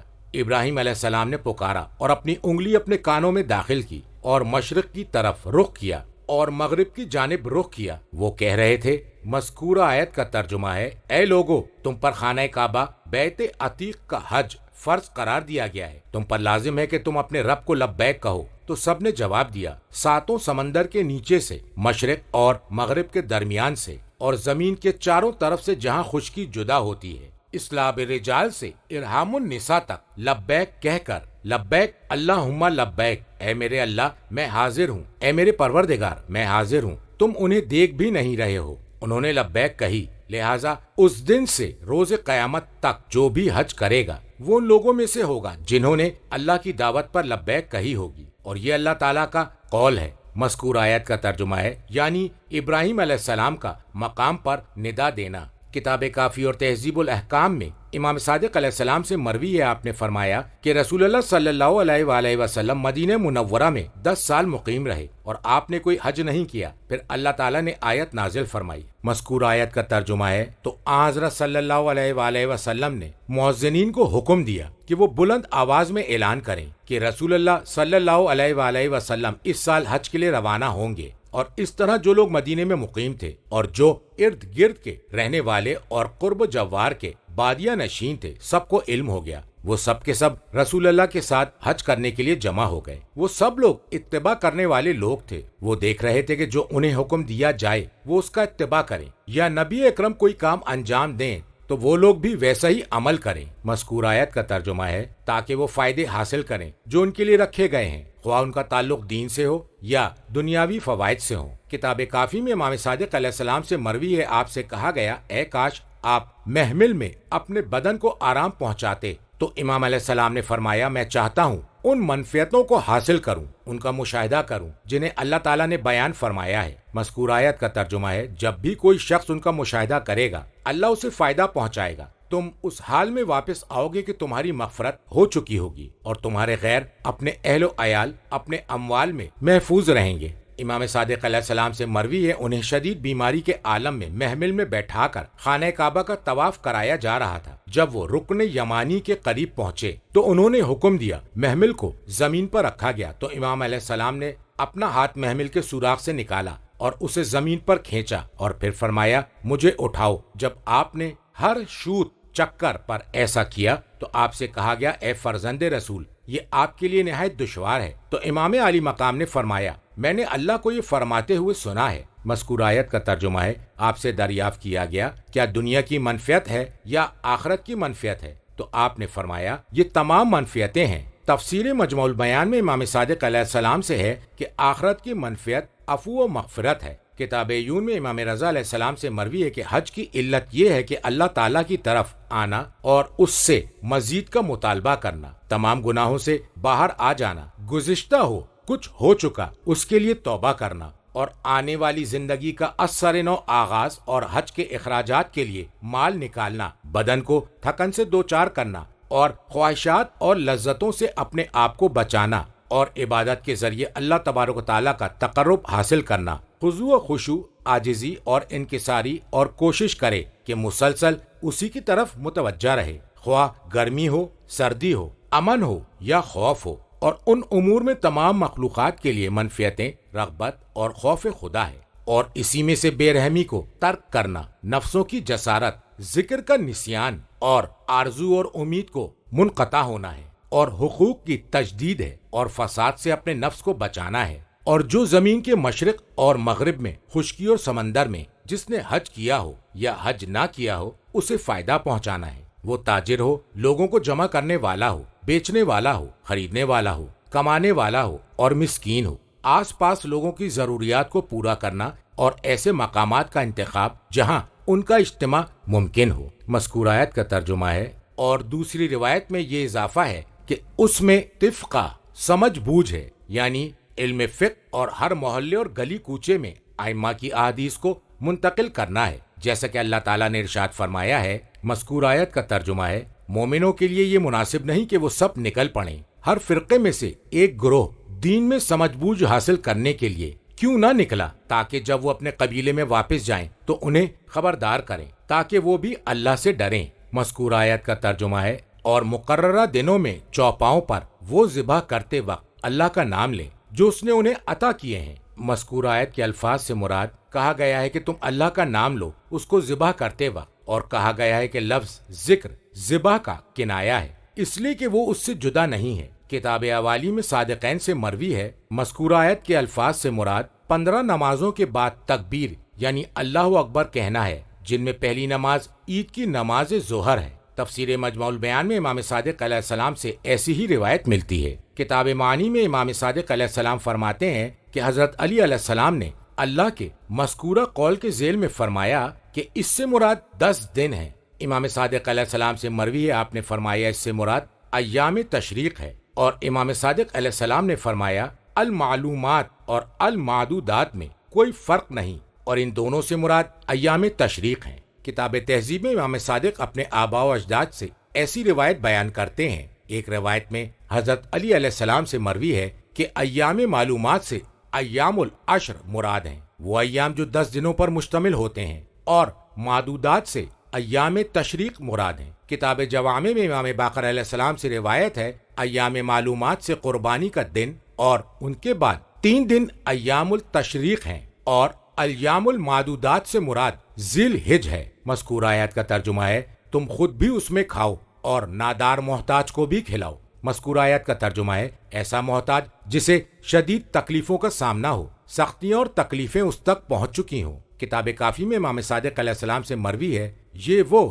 لنجا اور معذور ہے جو اپنی ضرورت پوری کرنے کے لیے نکل نہیں سکتا۔ مذکورہ آیت کا ترجمہ ہے پھر لوگوں کو چاہیے اپنے بدن کی کثافت کو دور کریں، ناخن کاٹ کر، مونچھیں کوتروا کر اور سر منڈوا کر، اور اسی قبیل کی مختلف چیزیں۔ مذکورہ آیت کا ترجمہ ہے اور انہیں چاہیے کہ اپنی نظریں پوری کریں، یعنی مناسک حج بجا لائیں۔ کتاب کافی اور فقہ میں امام صادق علیہ السلام سے مروی ہے التفس سے مراد سر کے بال مونڈنا ہے، اور وہ تمام بال جو انسان کی کھال پر ہوتے ہیں۔ امام رضا علیہ السلام سے مروی ہے کہ التفس کے معنی ہے ناخن کاٹنا، میل کچیل دور کرنا اور خود سے احرام کا دور کرنا۔ کتاب فقہ میں امام باقر علیہ السلام سے مروی ہے التفس کا مفہوم ہے کسی شخص کا خوشبو سے دور رہنا، جب اس کا حج پورا ہو جاتا ہے تو خوشبو لگانا اس کے لیے حلال ہے۔ کتاب کافی میں امام صادق علیہ السلام سے مروی ہے تفس یہ بھی ہے کہ تم حالت احرام میں نامناسب کلمات زبان سے ادا کرو۔ تم مکے میں داخل ہوئے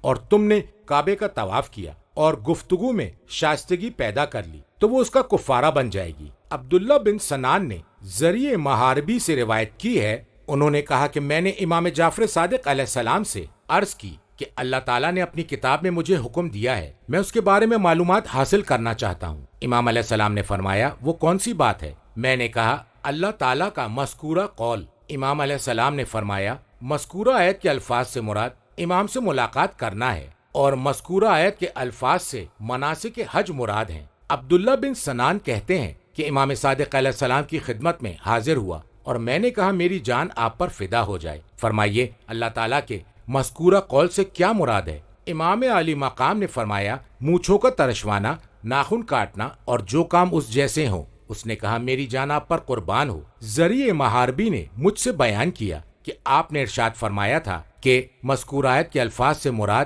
امام سے ملاقات ہے، اور مذکورہ آیت کے الفاظوں سے مراد مناسک حج ہیں۔ امام علیہ السلام نے فرمایا اس نے سچ کہا اور تم نے بھی سچ کہا۔ قرآن کے ظاہر اور باطن ہوتے ہیں، اور کس کی ہمت ہے ذری جتنا علم برداشت کر سکے۔ میں فیض کاشانی کہتا ہوں تفسیر و تعویل میں اشتراک کا سبب محض پاک کرنا ہے۔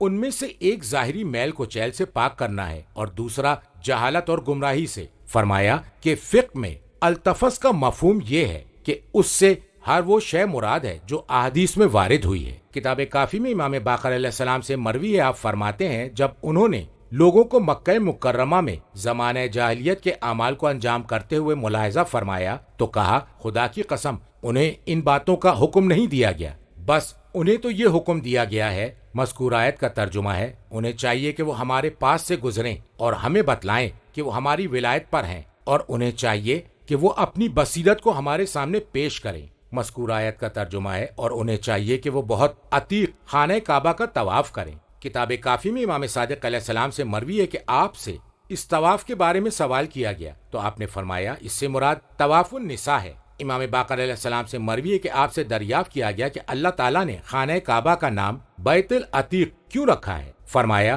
کہ یہ وہ گھر ہے جو آزاد ہے، لوگوں کی قید میں نہیں ہے اور کوئی فرد اس کا مالک نہیں ہے۔ کتاب محاسن اور علل الشرائع اور قمی میں امام صادق علیہ السلام سے مروی ہے اس کا نام بیت العتیق اس لیے رکھا گیا ہے کہ یہ ڈوبنے سے محفوظ رہا۔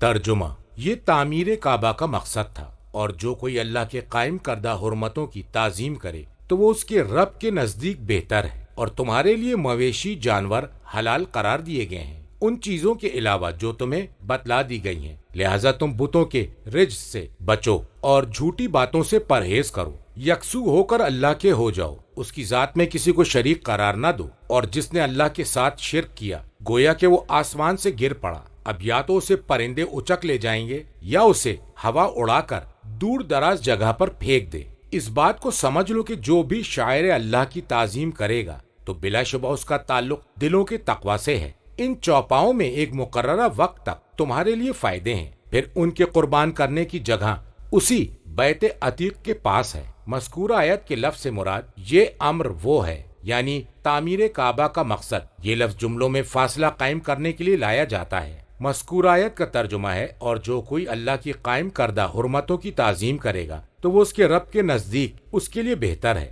ازروئے ثواب۔ مذکورہ آیت کا ترجمہ ہے، اور تمہارے لیے مویشی جانور حلال قرار دیے گئے ہیں ان چیزوں کے علاوہ جو تمہیں بتلا دی گئی ہیں، جیسے مردار یا جسے غیر خدا کے نام پر ذبح کیا جائے۔ تم ان مویشیوں میں سے خود کسی چیز کو حرام قرار نہ دو سوائے اس کے اللہ نے جسے حرام قرار دیا ہے، جسے بحیرہ اور سائبہ۔ اس کی تفصیل سورہ مائدہ کی آیت نمبر 103 کے ذیل میں بیان کی جا چکی ہے۔ مذکورہ آیت کا ترجمہ ہے، لہٰذا تم بتوں کے رجس سے اجتناب کرو اور جھوٹی باتوں سے پرہیز کرو، یعنی تم رجس سے اجتناب کرو جو بتوں کو پوجنا ہے، جس طرح تم تمام نجس چیزوں اور ہر افطرہ پردازی سے پرہیز کرتے ہو۔ کتاب کافی اور قمی میں امام صادق علیہ السلام سے مروی ہے، فرمایا مذکورہ آیت کے الفاظ سے مراد شطرنج ہے، اور مذکورہ آیت کے الفاظ سے مراد گانا بجانا ہے، اور مجموع البیان میں یہ اضافہ ہے کہ جوئے کی تمام اقسام اور لہو والعاب کے تمام اقوال، یعنی ہر طرح کا گانا۔ اور نبی اکرم صلی اللہ علیہ وآلہ وسلم سے مروی ہے کہ جھوٹی گواہی شرک باللہ میں تبدیل ہو جاتی ہے۔ پھر آپ نے اس آیت کی تلاوت فرمائی۔ مذکورہ آیت کا ترجمہ ہے، یکسو ہو کر اللہ کے ہو جاؤ۔ تفسیر قمی میں امام صادق علیہ السلام سے مروی ہے، یعنی پاک و پاکیزہ ہو جاؤ۔ مذکورہ آیت کا ترجمہ ہے، اس کی ذات میں کسی کو شریک قرار نہ دو۔ کتاب توحید میں امام باقر علیہ السلام سے مروی ہے کہ آپ سے اس بارے میں اور حنفیت کے بارے میں سوال کیا گیا تو امام علیہ السلام نے فرمایا، یہ وہ فطرت ہے اللہ نے انسانوں کو جس پر خلق فرمایا ہے، اللہ کی تخلیق میں کسی قسم کی تبدیلی نہیں ہوتی۔ فرمایا اللہ نے انسانوں کو معرفت پر خلق فرمایا ہے۔ مذکورہ آیت کا ترجمہ ہے، اور جس نے اللہ کے ساتھ شرک کیا گویا کہ وہ آسمان سے گر پڑا، اس لیے کہ وہ ایمان کی بلندی سے کفر کی پستی میں جا گرا۔ مذکورہ آیت کا ترجمہ ہے، اب یا تو اسے پرندے اچک کر لے جائیں، اس لیے کہ ہلاک کر دینے والی خواہشات افکار کو پراگندہ کر دیتی ہیں۔ مذکورہ آیت کا ترجمہ ہے، یا ہوا اسے اڑا کر دور دراز جگہ پر پھینک دے، اس لیے کہ شیطان نے اسے گمراہی میں دھکیل دیا ہے۔ مذکورہ آیت کے لفظ سے مراد یہ وہ معاملہ ہے۔ مذکورہ آیت کا ترجمہ ہے، اور جو بھی شعائر اللہ یعنی دین کی نمایاں باتوں کی تعظیم کرے گا۔ مذکورہ آیت کا ترجمہ ہے، تو بلا شبہ اس کا تعلق دلوں کے تقوی سے ہے۔ تفسیر قمی میں فرمایا، مذکورہ آیت کا ترجمہ ہے، قربانی کے جانور کی تعظیم اور اس کا بہترین ہونا۔ بدنہ جمع بدن، وہ گائے یا اونٹ جس کی قربانی حج کے موقع پر مکے میں کی جائے۔ کتاب کافی میں امام صادق علیہ السلام سے مروی ہے کہ اگر قربانی بدنہ سے کم ہو تو جزا 2 چند ہو جائے گی، اور جب بدنہ تک پہنچ جائے تو پھر 2 چند نہیں ہوگی، اس لیے کہ وہ سب سے زیادہ عظیم ہے جو قربانی دی جا رہی ہے۔ ارشاد رب العزت ہے۔ مذکورہ آیت کا ترجمہ ہے، اور امام صادق علیہ السلام سے قصہ حجت الوداع میں مروی ہے، اور رسول اللہ صلی اللہ علیہ وآلہ وسلم جن قربانی کے جانوروں کو لائے تھے ان کی تعداد 64 یا 66 تھی، اور حضرت علی علیہ السلام جو قربانی کے جانور لے کر آئے تھے وہ 34 یا 36 تھے۔ مذکورہ آیت کا ترجمہ ہے، ان چوپاؤں میں ایک مقررہ مدت تک تمہارے لیے فائدے ہیں۔ کتاب کافی اور فقہ میں امام صادق علیہ السلام سے اس آیت کے ذیل میں مروی ہے، آپ نے فرمایا اگر اس کی پیٹھ کی ضرورت ہو، یعنی اس پر سوار ہونا چاہو، تو اس پر سختی کے بغیر سواری کرو، اور اگر اس کے تھنوں میں دودھ ہو تو اس کو اچھی طرح دہنا، مگر اس کے تھنوں کو دودھ سے خالی نہ کر دینا۔ مذکورہ آیت کا ترجمہ ہے، پھر ان کے قربانی کرنے کی جگہ اسی بیت عتیق کے پاس ہے۔ تفسیر قمی میں ہے فرمایا، قربانی کے جانور اونٹ پر محرم اس جگہ سے سواری کرے گا جہاں سے احرام باندھے گا، نہ اسے مارے گا اور نہ ہی اس پر سختی کرے گا، اور اگر اس کے تھنوں میں دودھ ہو تو وہ اس کا دودھ یوم النحر قربانی کے دن تک پیے گا۔ ترجمہ: ہم نے ہر امت کے لیے قربانی کا ایک طریقہ متعین کر دیا ہے تاکہ وہ لوگ ان چوپائے مویشیوں پر اللہ کا نام لیں جو اس نے انہیں عطا کیے ہیں۔ تو جان لو کہ تمہارا معبود ایک اللہ ہے، اسی کے سامنے سر جھکاؤ، اور اے نبی آپ عاجزی کرنے والوں کو بشارت دے دیجئے جن کے سامنے جب ذکر خدا کیا جاتا ہے تو ان کے دل کانپ اٹھتے ہیں، اور جو مصیبت انہیں پہنچتی ہے وہ اس پر صبر کرتے ہیں، وہ نماز قائم کرتے ہیں اور جو کچھ ہم نے انہیں عطا کیا ہے اس میں سے خرچ کرتے ہیں، اور قربانی کے اونٹوں کو ہم نے تمہارے لیے شاعر اللہ میں قرار دیا ہے، تمہارے لیے ان میں بھلائی ہے، لہذا وقت نہر جب وہ کھڑے ہوں تو ان پر اللہ کا نام لو، پھر جب وہ پہلو کے بل گر جائیں تو تم ان کا گوشت کھاؤ، اور قناعت اور پسند محتاج سوالی کو بھی کھلاؤ۔ ہم نے ان جانوروں کو اس لیے تمہارے مسخر کر دیا ہے تاکہ تم شکر ادا کرو۔ مذکورہ آیت کا ترجمہ ہے، اور ہر امت کے لیے ہم نے قربانی کا ایک طریقہ متعین کر دیا ہے۔ لکل امت سے مراد ہے ہر دین کے ماننے والے کے لیے۔ مذکورہ آیت کا لفظ کا مفہوم ہے عبادت کا طریقہ اور قربانی جس کے ذریعے وہ اللہ کا تقرب چاہتے ہیں۔ مذکورہ آیت کا ترجمہ ہے تاکہ وہ لوگ ان چوپائے مویشیوں پر اللہ کا نام لیں جو اس نے انہیں عطا کیے ہیں، صرف اللہ کا نام لیں، غیر اللہ کا نام نہ لیں، اور اپنی قربانی صرف اللہ کے لیے خالص کر دیں۔ قربانی کی یہ علت بیان کی گئی تاکہ متنبہ کیا جائے کہ قربانی کا مقصد اور ہدف معبود کو یاد کرنا ہے۔ تم ذبح کرتے وقت اللہ کا نام لیا کرو۔ مذکورہ آیت کا ترجمہ ہے، تم جان لو کہ تمہارا معبود صرف ایک اللہ ہے۔ مذکورہ آیت کا ترجمہ ہے، اسی کے سامنے سر جھکاؤ۔ مذکورہ آیت کا ترجمہ ہے، اور اے نبی آپ عاجزی کرنے والوں کو بشارت دے دیجئے۔ تفسیر قمی میں ہے کہ المغبتین کے معنی ہیں العابدین، عبادت گزار۔ مذکورہ آیت کا ترجمہ ہے، جن کے سامنے جب ذکر خدا کیا جاتا ہے تو ان کے دل کانپ اٹھتے ہیں، ان کے دل لرزتے ہیں اللہ کی ہیبت کی وجہ سے، اس لیے کہ اللہ کی عظمت و جلالت کی شعائیں ان کے دلوں پر پڑتی ہیں۔ مذکورہ آیت کا ترجمہ ہے، اور جو مصیبتیں ان تک پہنچتی ہیں ان پر صبر کرتے ہیں، وہ نماز کو مقررہ اوقات میں پڑھتے ہیں، اور جو کچھ ہم نے انہیں عطا کیا ہے اسے کار خیر میں خرچ کرتے ہیں۔ مذکورہ آیت کا ترجمہ ہے، اور قربانی کے اونٹوں کو ہم نے تمہارے لیے شاعر اللہ میں قرار دیا ہے۔ بدن قربانی کا جانور، اونٹ وغیرہ، یا بدنہ کی جمع ہے۔ مذکورہ آیت کا ترجمہ ہے، تمہارے لیے ان میں دین اور دنیا کی بھلائی رکھ دی ہے۔ مذکورہ آیت کا ترجمہ ہے، جب وہ اونٹنیاں کھڑی ہوں تو اس وقت ان پر اللہ کا نام لے لو۔ مذکورہ آیت کے لفظ کا مفہوم ہے کھڑی ہوئی، اپنی ٹانگوں اور ہاتھوں کو پھیلائے ہوئے۔ تفسیر قمی میں ہے کہ اونٹ کو کھڑے ہونے کی حالت میں نہر کیا جائے۔ کتاب کافی میں امام صادق علیہ السلام سے مروی ہے، اس کا طریقہ یہ ہے کہ جب انہیں نہر کرنے کے لیے کھڑا کیا جاتا ہے تو اس کے کھر سے اس کے گھٹنوں تک اس کے دونوں ہاتھ باندھ دیے جاتے ہیں۔ مذکورہ آیت کا ترجمہ ہے، پھر جب وہ پہلو کے بل گر جائیں۔ کتاب کافی اور معنی الاخبار میں امام صادق علیہ السلام سے مروی ہے کہ جب وہ ناقہ زمین پر گر جائے گا۔ مذکورہ آیت کا ترجمہ ہے، تو تم ان کا گوشت کھاؤ اور قناعت پسند اور محتاج سوالی کو بھی کھلاؤ۔ فرمایا القانے کے معنی ہیں تم جو کچھ عطا کر دو وہ اس پر راضی ہو جائے، نہ ناراض ہو، نہ تیوری چڑھائے، اور نہ ہی عالم غضب میں اپنا رخ پھیرے۔ اور مذکورہ آیت کا لفظ کا مطلب ہے وہ شخص ہے جو تمہارے پاس سے گزرے تاکہ تم اسے کھلاؤ۔ اور کتاب معنی میں امام صادق علیہ السلام سے مروی ہے کہ تم قربانی کے جانور کا 1/3 اپنے اہل و عیال کو کھلانا، اور قانے کو 1/3 اور مسکین کو 1/3 کہا گیا ہے۔ کیا مسکین ہی سائل ہے؟ تو فرمایا ہاں، اور قانے وہ ہے کہ تم جسے 1 ٹکڑا یا اس سے بڑھ کر بھیجو تو وہ قانے ہو جائے، اور معتر وہ ہے جو تمہارے پاس آئے مگر دست سے سوال دراز نہ کرے۔ تفسیر مجمع البیان میں معصومین سے روایت ہے، قربانی کرنے والے کے لیے مناسب ہے کہ وہ ایک ثلث جو بچ رہا ہے اسے اپنے دوستوں کی خدمت میں ہدیہ پیش کرے۔ ثلث کے معنی ہے 1/3۔ مذکورہ آیت کا ترجمہ ہے، اور اسی طرح ہم نے ان جانوروں کو تمہارے لیے اسی لیے مسخر کر دیا باوجود یہ کہ وہ جانور عظیم اور قوی ہیں، مگر ہم نے انہیں تمہارے زیر نگی کر دیا۔ تم انہیں باندھتے ہو، تم ان کے قوائم کو باندھ دیتے ہو، اور پھر تم ان کے سینے کے اوپری حصے پر نیزہ مار کر انہیں زخمی کر دیتے ہو۔ مذکورہ آیت کا ترجمہ ہے تاکہ تم شکر رب ادا کرو۔ یہ تمام انعام و اکرام اس لیے ہے کہ تم تقرب خداوندی اور عمل میں اخلاص پیدا کرو۔ ترجمہ: نہ ان جانوروں کے گوشت اللہ تک پہنچتے ہیں اور نہ ان کے خون، البتہ تمہارا تقوی اس تک رسائی حاصل کرتا ہے۔ اسی طرح ہم نے ان جانوروں کو تمہارا تابع بنا دیا ہے کہ خدا کی عطا کردہ ہدایت پر تم اس کی کبریائی کا اظہار کرو، اور اے نبی آپ نیک عمل کرنے والوں کو خوشخبری سنا دیں۔ یقیناً اللہ صاحبان ایمان کی جانب سے مدافعت کرتا ہے، اور بے شک اللہ کسی خائن اور ناشکرے کو پسند نہیں کرتا۔ جن پر جنگ مسلط کی جائے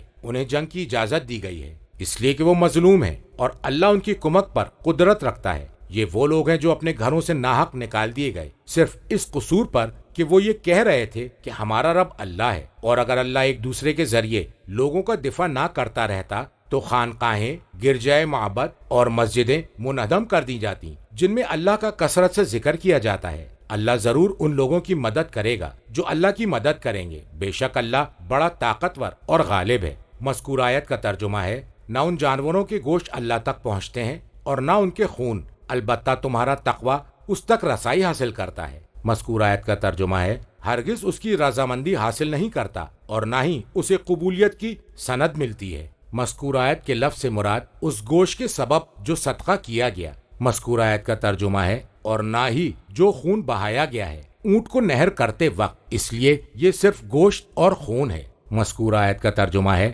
لیکن اللہ تک صرف تمہارے دلوں کا تقوی پہنچتا ہے جو تمہیں امر الہی کی طرف بلاتا ہے اور اس کی تعظیم کا حکم دیتا ہے اور اللہ کے تقرب اور اخلاص کا سبب بنتا ہے۔ کتاب جوامع میں روایت ہے کہ زمانہ جاہلیت میں جب وہ نہر کرتے تھے تو خانہ کعبہ کو خون سے آلودہ کر دیتے تھے۔ جب مسلمانوں نے حج کیا تو انہوں نے بھی ایسا ہی کرنا چاہا تو اس وقت یہ آیت نازل ہوئی۔ کتاب الشرائع میں امام صادق علیہ السلام سے مروی ہے کہ آپ سے قربانی کی علت کے بارے میں سوال کیا گیا۔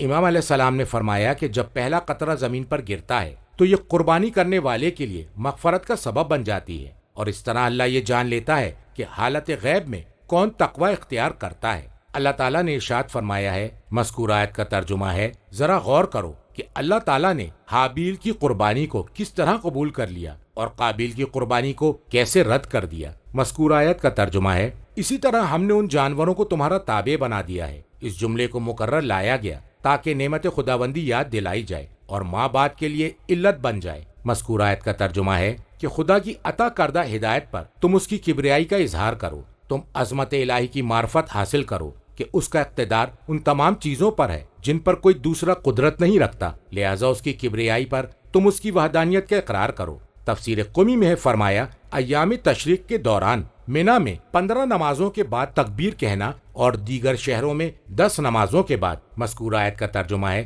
اللہ نے جس طرح تمہاری رہنمائی کی ہے کہ تم جانوروں کو کس طرح مسخر کرو اور کیسے اللہ کا تقرب حاصل کرو۔ مذکورہ آیت کا ترجمہ ہے اے نبی آپ نیک عمل کرنے والوں کو خوشخبری سنا دیں، اور جو چیزیں بجا لاتے ہیں اور جنہیں ترک کرتے ہیں وہ ان میں مخلص ہیں۔ مذکورہ آیت کا ترجمہ ہے یقیناً اللہ صاحبان ایمان کی طرف مدافعت کرتا ہے مشرکین کی جانب سے اگر کوئی مصیبت آئے یا فساد برپا ہو۔ مذکورہ آیت کا ترجمہ ہے بے شک اللہ کسی خائن اور ناشکرے کو پسند نہیں کرتا۔ مذکورہ آیت کے لفظ سے مراد اللہ کی امانت میں خیانت کرنے والا۔ مذکورہ آیت کے لفظ سے مراد اللہ کی نعمت کا کفران کرنے والا اس شخص کی طرح جو اپنے ذبیحے کے ذریعے بتوں کی قربت چاہتا ہے۔ مذکورہ آیت کا ترجمہ ہے جن پر جنگ مسلط کی جائے انہیں جنگ کی اجازت دی گئی ہے، اس لیے کہ وہ مظلوم ہیں۔ جو لوگ مشرکین سے قتال کریں اور اس وجہ سے کہ ان پر ظلم کیا گیا ہے۔ تفسیر مجمع البیان میں امام باقر علیہ السلام سے مروی ہے کہ رسول اللہ صلی اللہ علیہ وآلہ وسلم کو قتال کا حکم نہیں دیا گیا اور نہ ہی انہیں اس بات کی اجازت دی گئی، یہاں تک کہ جبرائیل امین اس آیت کو لے کر نازل ہوئے اور انہیں تلوار حمائل کی۔ اسی کتاب میں ہے کہ مشرکین مسلمانوں کو اذیت پہنچاتے تھے اور سر یا پیشانی پر زخم کھائے ہوئے لوگ اور مار کھاتے ہوئے افراد مسلسل رسول اکرم کی خدمت میں آتے تھے اور اس بات کی شکایت آن حضرت سے کیا کرتے تھے، تو آپ ان سے فرماتے تھے صبر کرو، ابھی مجھے قتال کا حکم نہیں دیا گیا ہے، یہاں تک کہ آپ نے ہجرت کی تو یہ آیت مدینہ منورہ میں نازل ہوئی اور قتال کے بارے میں یہ پہلی آیت ہے جو نازل ہوئی۔ تفسیر قمی میں ہے کہ یہ آیت حضرت علی علیہ السلام، حضرت حمزہ علیہ السلام اور حضرت جعفر علیہ السلام کے بارے میں نازل ہوئی۔ پھر آگے سلسلہ جاری رہا امام صادق علیہ السلام سے مروی ہے کہ عامہ یہ کہتے ہیں کہ یہ آیت رسول اکرم کے بارے میں نازل ہوئی جب قریش نے انہیں مکے سے نکالا تھا، اور یقیناً وہ قائم ہوں گے جو خون حسین کا انتقام لینے کے لیے تشریف لائیں گے، اور وہ فرما رہے ہوں گے۔ مذکور آیت کا ترجمہ ہے ہم خون کے وارث ہیں اور ہم ہی بدلہ لینے والے ہیں۔ مذکور آیت کا ترجمہ ہے اور اللہ یقیناً ان کی کمک پر قدرت رکھتا ہے۔ اللہ تعالیٰ نے ان سے نصرت کا وعدہ کر رکھا ہے، جس طرح اس نے یہ وعدہ کیا کہ وہ کفار کی اذیت رسانی کو ان سے دور کرتا رہے گا۔ مذکور آیت کا ترجمہ ہے یہ وہ لوگ ہیں جو اپنے گھروں سے ناحق نکال دیے گئے صرف اس قصور پر کہ وہ یہ کہہ رہے تھے کہ ہمارا رب اللہ ہے، یعنی وہ نہیں نکلے مگر اپنے اس قول کی بنیاد پر کہ ربنا اللہ ہو۔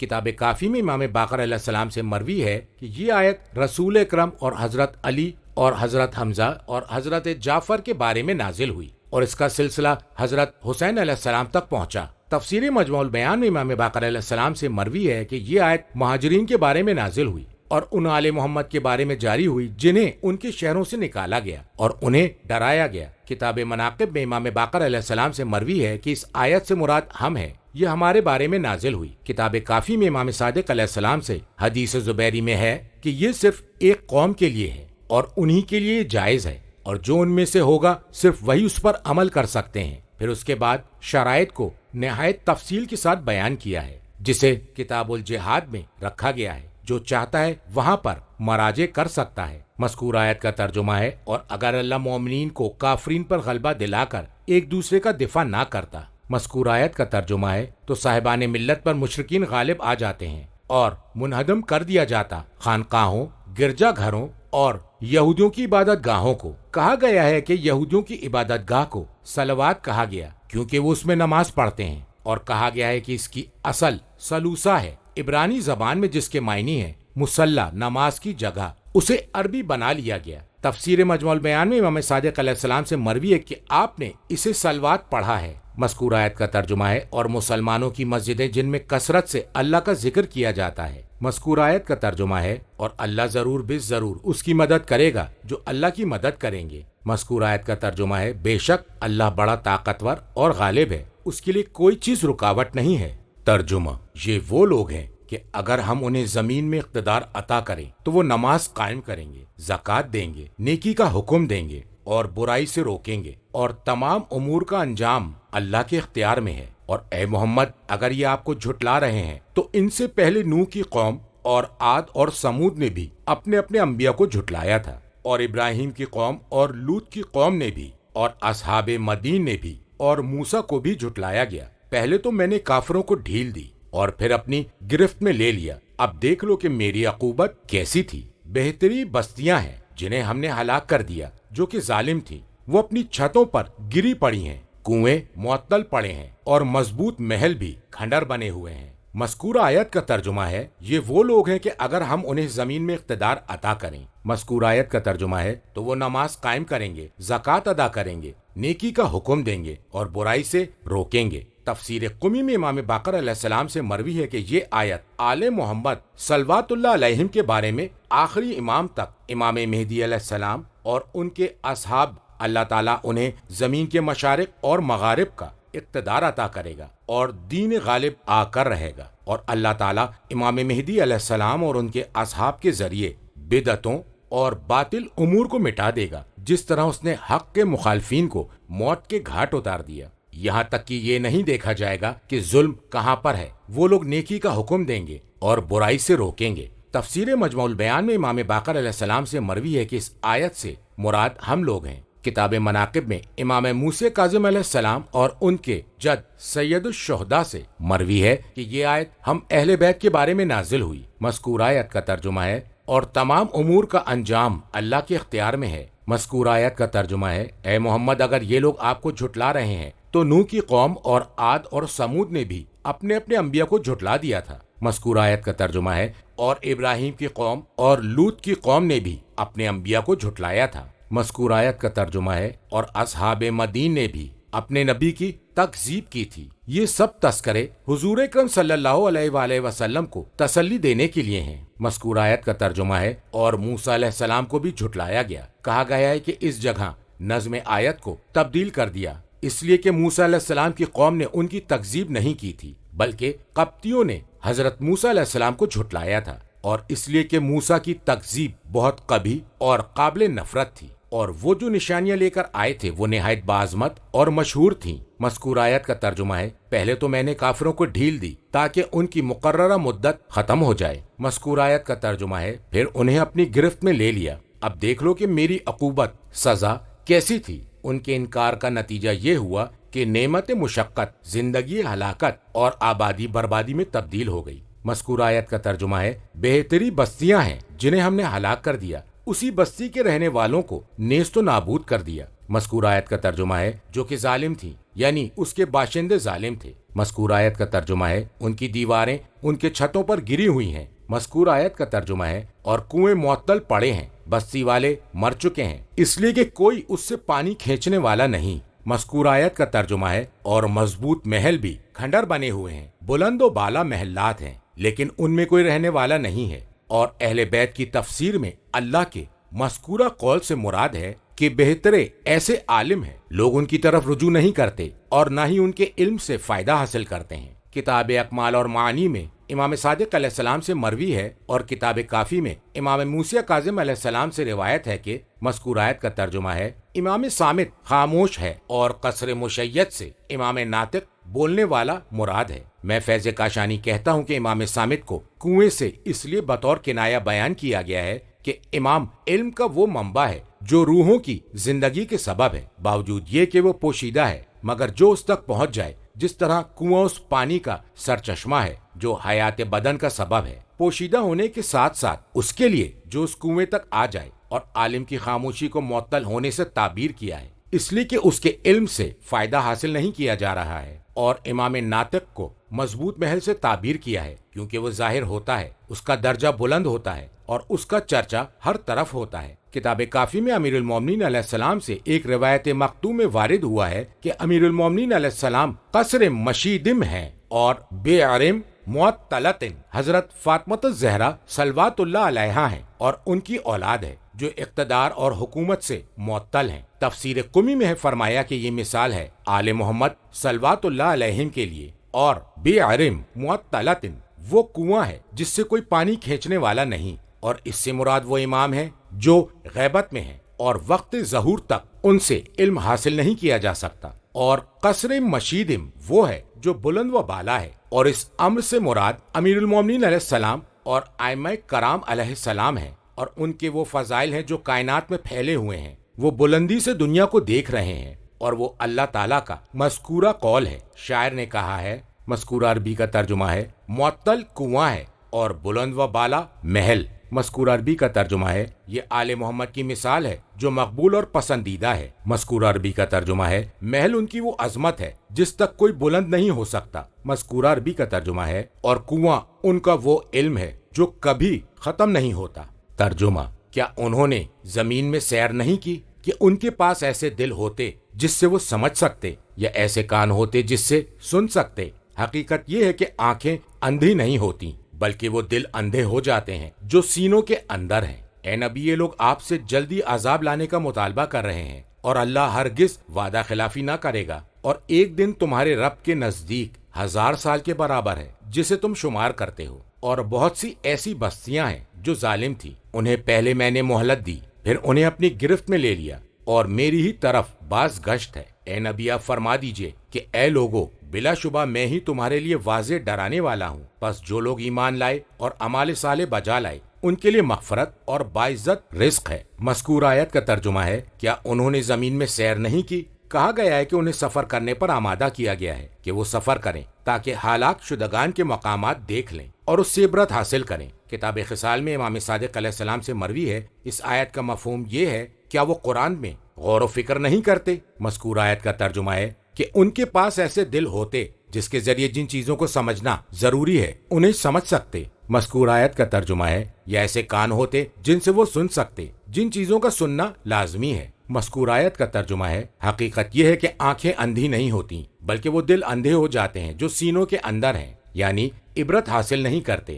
ان کے مشاعر یعنی بصارت اور سماعت میں کوئی زل نہیں ہے، کوئی خلل نہیں ہے، البتہ ان کے عقول خواہشات کی پیروی کی وجہ سے اور تقلید میں منہمک ہو جانے کی بنیاد پر نخوت پسند ہو گئے ہیں۔ کتاب توحید اور خصال میں امام سجاد علیہ السلام سے مروی ہے کہ بندے کے پاس 4 آنکھیں ہوتی ہیں۔ 2 آنکھیں وہ ہیں جن سے وہ دین و دنیا کے امور پر نظر کرتا ہے، اور 2 آنکھیں وہ ہیں جن کے ذریعے وہ آخرت کے امور کو دیکھتا ہے۔ اللہ جب کسی بندے پر خیر کا ارادہ کرتا ہے تو اس کی ان آنکھوں کو کھول دیتا ہے جو دل کے اندر ہیں، تو وہ ان آنکھوں سے غیب اور آخرت کے امر کو دیکھ لیتا ہے، اور اگر اللہ اس کے علاوہ کوئی اور ارادہ کرتا ہے تو دل کو اس کی حالت پر چھوڑ دیتا ہے۔ کتاب کافی میں امام صادق علیہ السلام سے مروی ہے، بلا شبہ ہمارے شیعہ 4 آنکھوں والے ہیں، ان کی 2 آنکھیں سر میں ہوتی ہیں اور 2 آنکھیں دل میں ہوتی ہیں۔ آگاہ ہو جاؤ کہ تمام مخلوقات کی یہی کیفیت ہے، لیکن اللہ تبارک و تعالیٰ ان کی آنکھوں کو کھول دیتا ہے اور ان کی آنکھوں کو بے بصارت کر دیتا ہے۔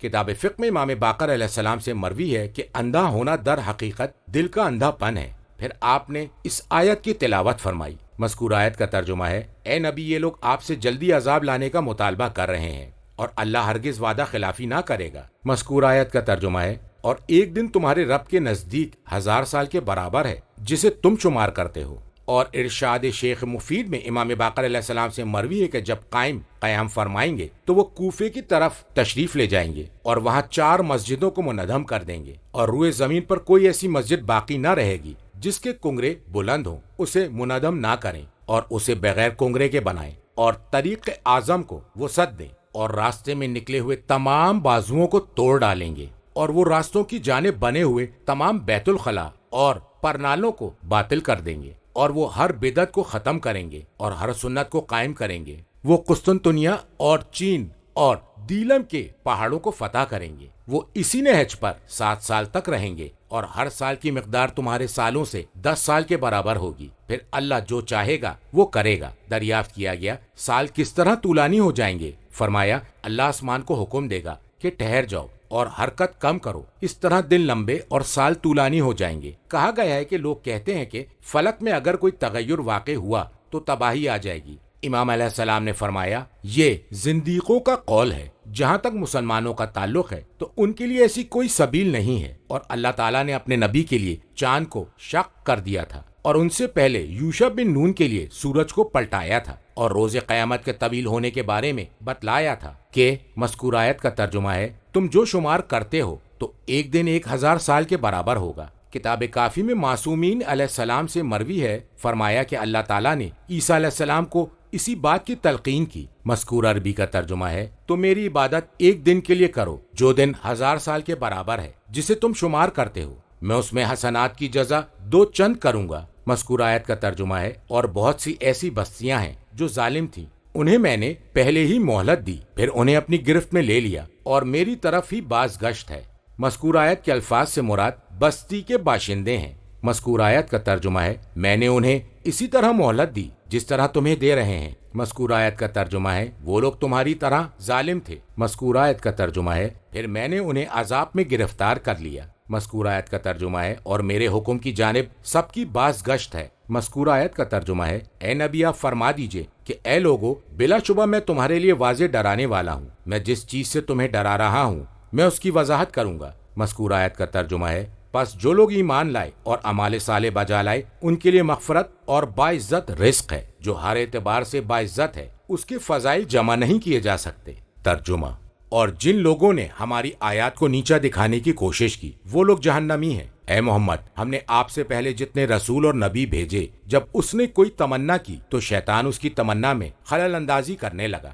اس طرح شیطان جو بھی خلل اندازی کرتا اللہ اسے مٹا دیتا، پھر اس کے بعد اللہ اپنی آیات کو محکم کر دیتا، اور اللہ بڑا علیم اور صاحب حکمت ہے، تاکہ اللہ شیطان کی خلل اندازی کو بیمار دلوں اور سنگ دل افراد کے لیے فتنہ آزمائش بنا دے۔ اور اس میں کوئی شک نہیں کہ ظالم لوگ عناد میں بہت دور نکل گئے ہیں، تاکہ جن لوگوں کو علم عطا ہوا ہے وہ جان لیں کہ یہ حق آپ کے رب کی جانب سے ہے، وہ اس پر ایمان لے آئیں اور اس کے سامنے ان کے دل جھک جائیں، اور بے شک اللہ ہدایت کرتا ہے مومنین کی سیدھے راستے کی طرف، اور جنہوں نے کفر اختیار کیا ہے وہ اس کی طرف سے ہمیشہ شک میں مبتلا رہیں گے، یہاں تک کہ اچانک قیامت کی گھڑی آ جائے یا ان پر کسی منحوس دن کا عذاب وارد ہو جائے۔ مذکور آیت کا ترجمہ ہے، اور جن لوگوں نے ہماری آیات کو رد و ابدال کے ذریعے نیچا دکھانے کی کوشش کی وہ لوگ جہنمی ہیں۔ مذکور آیت کے لفظ کا مفہوم ہے مسابقین آگے بڑھنے کی کوشش کرنا، اور مشاقین مشقت و دشواری میں پڑنے والا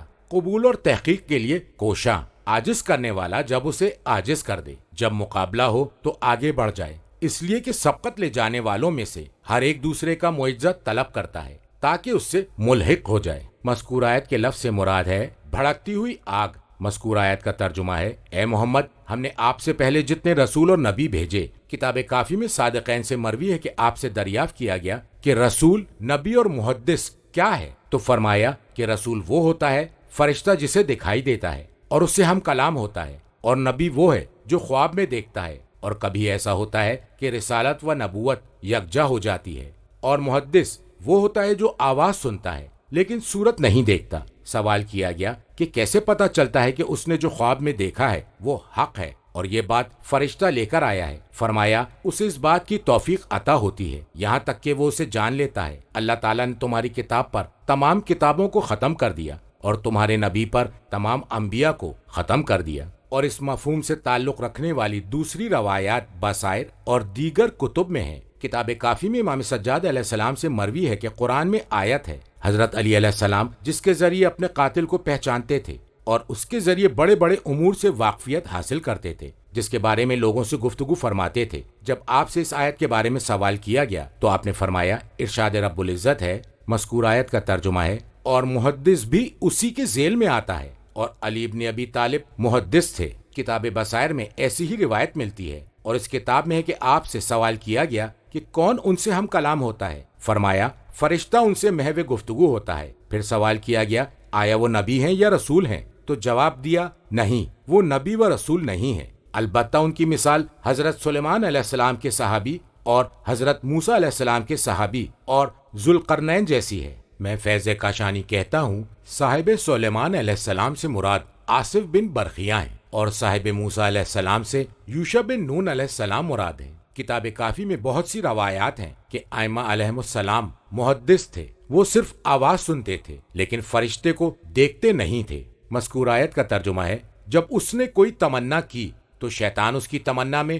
خلل اندازی کرنے لگا۔ مذکور آیت کا ترجمہ ہے، اس طرح شیطان جو بھی خلل اندازی کرتا ہے اللہ اسے مٹا دیتا ہے۔ مذکور آیت کا ترجمہ ہے، پھر اس کے بعد اللہ اپنی آیات کو محکم کر دیتا ہے۔ مذکور آیت کا ترجمہ ہے، اور اللہ بڑا علیم اور صاحب حکمت ہے۔ تفسیر قمی میں ہے، جہاں تک تعلق ہے اللہ تبارک و تعالیٰ کے مذکورہ قول کا، تو آما نے روایت کی ہے کہ رسول اللہ صلی اللہ علیہ وآلہ وسلم نماز پڑھ رہے تھے کہ آپ نے مسجد الحرام میں سورہ نجم کی تلاوت فرمائی اور قریش آپ کی قرات کو سن رہے تھے۔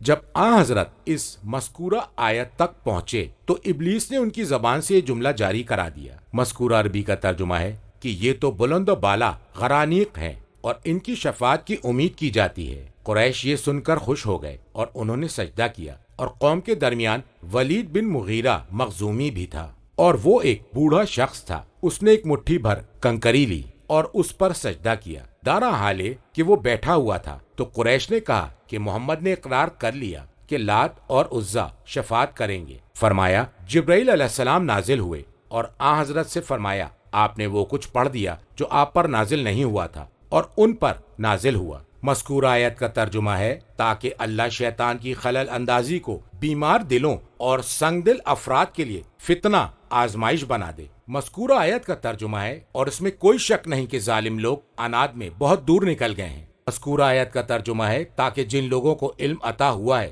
وہ جان لیں کہ یہ حق آپ کے رب کی جانب سے ہے، یعنی یہ کہ قرآن وہ حق ہے جو اللہ کے پاس سے نازل ہوا ہے۔ مذکور آیت کا ترجمہ ہے، وہ اس پر ایمان لے آئیں اور اس کے سامنے ان کے دل جھک جائیں، از روئے اطاعت اور خشیت۔ مذکور آیت کا ترجمہ ہے، اور بے شک اللہ ہدایت کرتا ہے مومنین کی سیدھے راستے کی طرف۔ تفسیر قمی میں ہے کہ صراط مستقیم کا مفہوم ہے امام مستقیم، یعنی امام مستقیم کی طرف ہدایت کرتا ہے۔ مذکور آیت کا ترجمہ ہے، اور جنہوں نے کفر اختیار کیا ہے وہ اس کی طرف سے ہمیشہ شک میں مبتلا رہیں گے۔ مذکور آیت کا ترجمہ ہے، یہاں تک کہ اچانک قیامت کی گھڑی آ جائے یا ان پر کسی منحوس دن کا عذاب وارد ہو جائے۔ تفسیر قمی میں ہے، العقیم سے مراد ہے زمانے میں جس کی کوئی مثال نہ ہو۔ ترجمہ، اس دن صرف اللہ کی بادشاہت ہوگی اور وہی ان کے درمیان فیصلہ کرے گا۔ جو لوگ ایمان لائے اور اعمال صالح بجا لائے وہ نعمت سے پر جنتوں میں جائیں گے، اور جنہوں نے کفر اختیار کیا اور ہماری نشانیوں کو جھٹلایا ہے تو ان کے لیے رسوا کن عذاب ہوگا، اور جن لوگوں نے اللہ کی راہ میں ہجرت کی پھر قتل کر دیے گئے یا مر گئے تو اللہ ضرور بے ضرور انہیں بہترین رزق عطا کرے گا، اور یقیناً اللہ بہترین روزی رساں ہے، وہ انہیں ایسی جگہ پہنچا دے گا جس سے وہ راضی ہوں گے، اور بے شک اللہ علیم اور حلیم ہے۔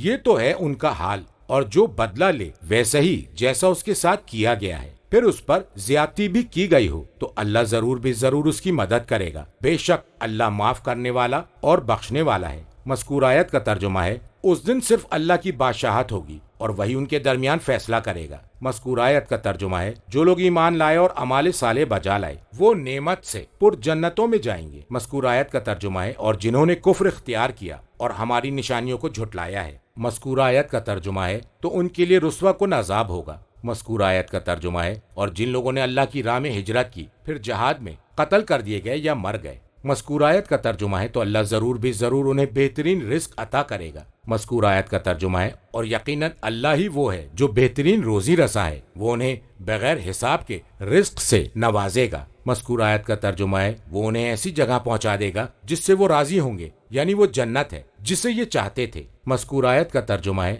اور بے شک اللہ علیم اور حلیم ہے۔ علیم کا مفہوم ہے کہ وہ ان کے احوال سے باخبر ہے، حلیم کا مفہوم ہے کہ وہ سزا دینے میں جلدی نہیں کرتا۔ کتاب جوامع میں ہے روایت کی گئی ہے کہ لوگوں نے کہا، یا رسول اللہ، جو لوگ قتل کر دیے گئے ہیں ان کے بارے میں تو ہم نے جان لیا کہ اللہ نے انہیں جس خیر سے نوازا ہے، اور ہم آپ کے ساتھ جہاد کر رہے ہیں جس طرح انہوں نے جہاد کیا تھا، ہم آپ کے ساتھ اگر موت سے ہم آغوش ہو گئے تو ہمیں کیا ملے گا؟ تو اس وقت اللہ تعالیٰ نے ان دونوں آیتوں کو نازل فرمایا۔ مذکور آیت کا ترجمہ ہے، یہ تو ہے ان کا حال، اور جو بدلہ لے ویسا ہی بدلہ اس کے ساتھ کیا گیا ہے، قصاص میں زیادتی نہیں کی گئی ہے۔ مذکور آیت کا ترجمہ ہے، پھر اگر اس پر زیادتی کی گئی ہو یعنی اسے دوبارہ سزا دی گئی ہو۔ مذکور آیت کا ترجمہ ہے، تو ضرور بے ضرور لا محالہ اللہ اس کی مدد کرے گا۔ مذکور آیت کا ترجمہ ہے، بے شک اللہ معاف کرنے والا اور بخشنے والا ہے۔ جو اس سے کسی کے خلاف مدد طلب کر رہا تھا، تفسیر قمی میں ہے، وہ رسول اللہ صلی اللہ علیہ وآلہ وسلم ہے، جب قریش نے انہیں مکے سے نکالا تھا اور وہ ان سے جان چھڑا کر غار میں چلے گئے تھے، اور وہ تلاش کر رہے تھے کہ انہیں قتل کر ڈالیں،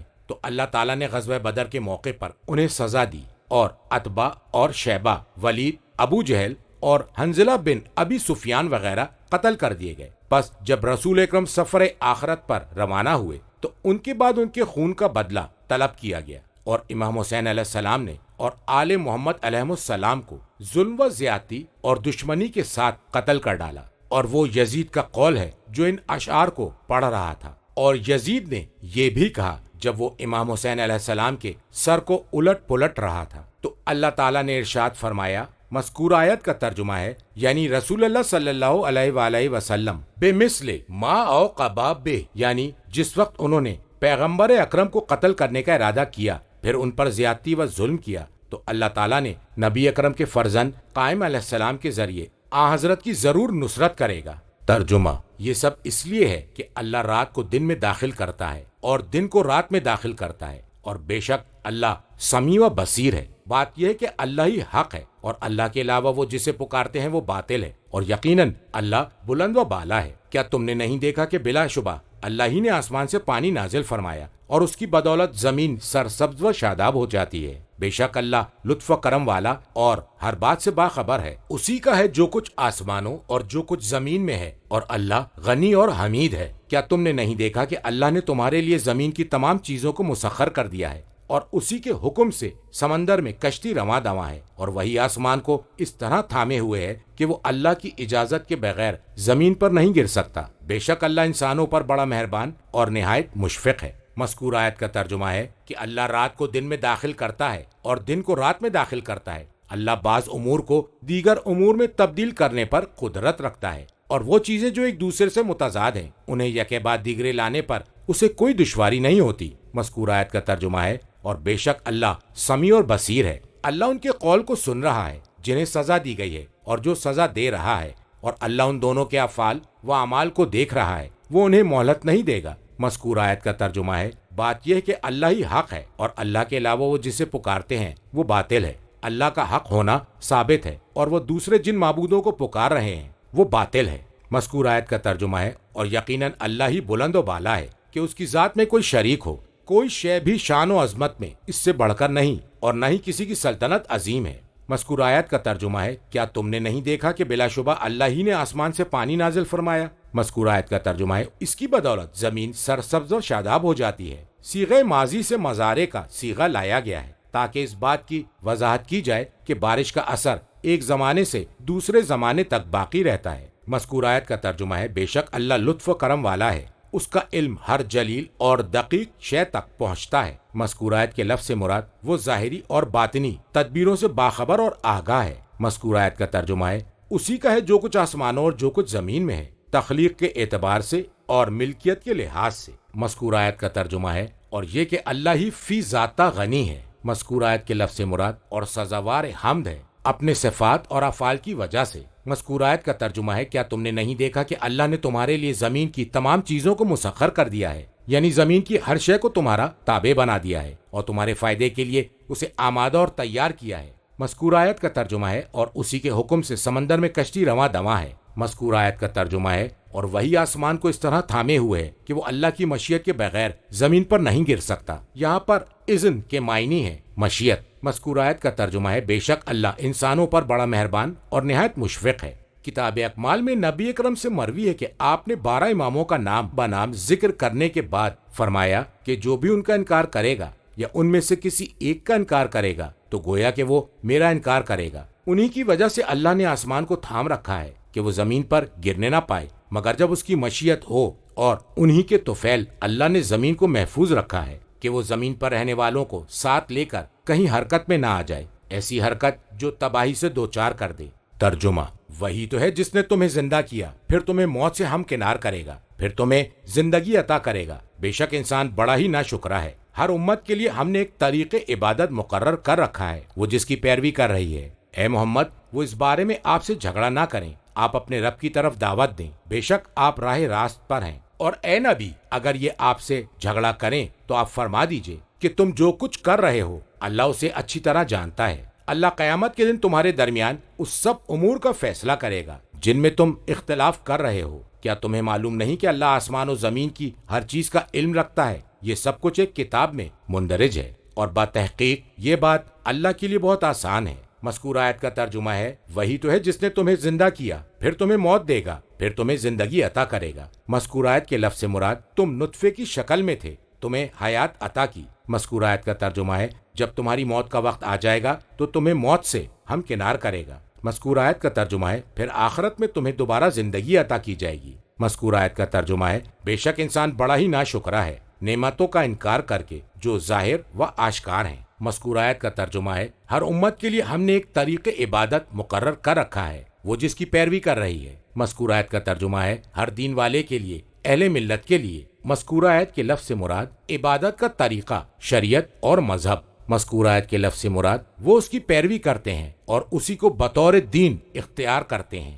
مذکور آیت کا ترجمہ ہے، لہٰذا اے محمد، تمام ارباب ملل دین کے معاملے میں آپ سے جھگڑا نہ کریں۔ کتاب جوامع میں ہے کہ مدیل بن ورقہ اور اس کے علاوہ بنی خزاعہ کے کافروں نے مسلمانوں سے کہا، تمہیں کیا ہو گیا ہے؟ تم جنہیں قتل ذبح کرتے ہو وہ کھا لیتے ہو، اور جنہیں اللہ نے قتل کر دیا اسے نہیں کھاتے۔ ان کی مراد مردار جانور سے تھی، تو اس وقت یہ آیت نازل ہوئی۔ مذکور آیت کا ترجمہ ہے، اور اے نبی، آپ اپنے رب کی جانب یعنی توحید اور عبادت خداوندی کی طرف دعوت دیں، بے شک آپ حق کے سیدھے راستے پر ہیں۔ مذکور آیت کا ترجمہ ہے، اور اے نبی، اگر یہ آپ سے جھگڑا کریں تو حق واضح ہو چکا ہے اور حجت لازم ہو چکی ہے۔ آپ ان سے فرما دیجئے کہ اللہ اسے اچھی طرح جانتا تم جو کام کر رہے ہو کہ بلا وجہ جھگڑا کر رہے ہو، اللہ تمہیں اس بات کا بدلہ دے گا، اور یہ ایک ایسی وعید دھمکی ہے جس میں نرمی ہے۔ مذکور آیت کا ترجمہ ہے، اللہ قیامت کے دن تمہارے سب امور کا فیصلہ کر دے گا جن میں تم اختلاف کر رہے ہو،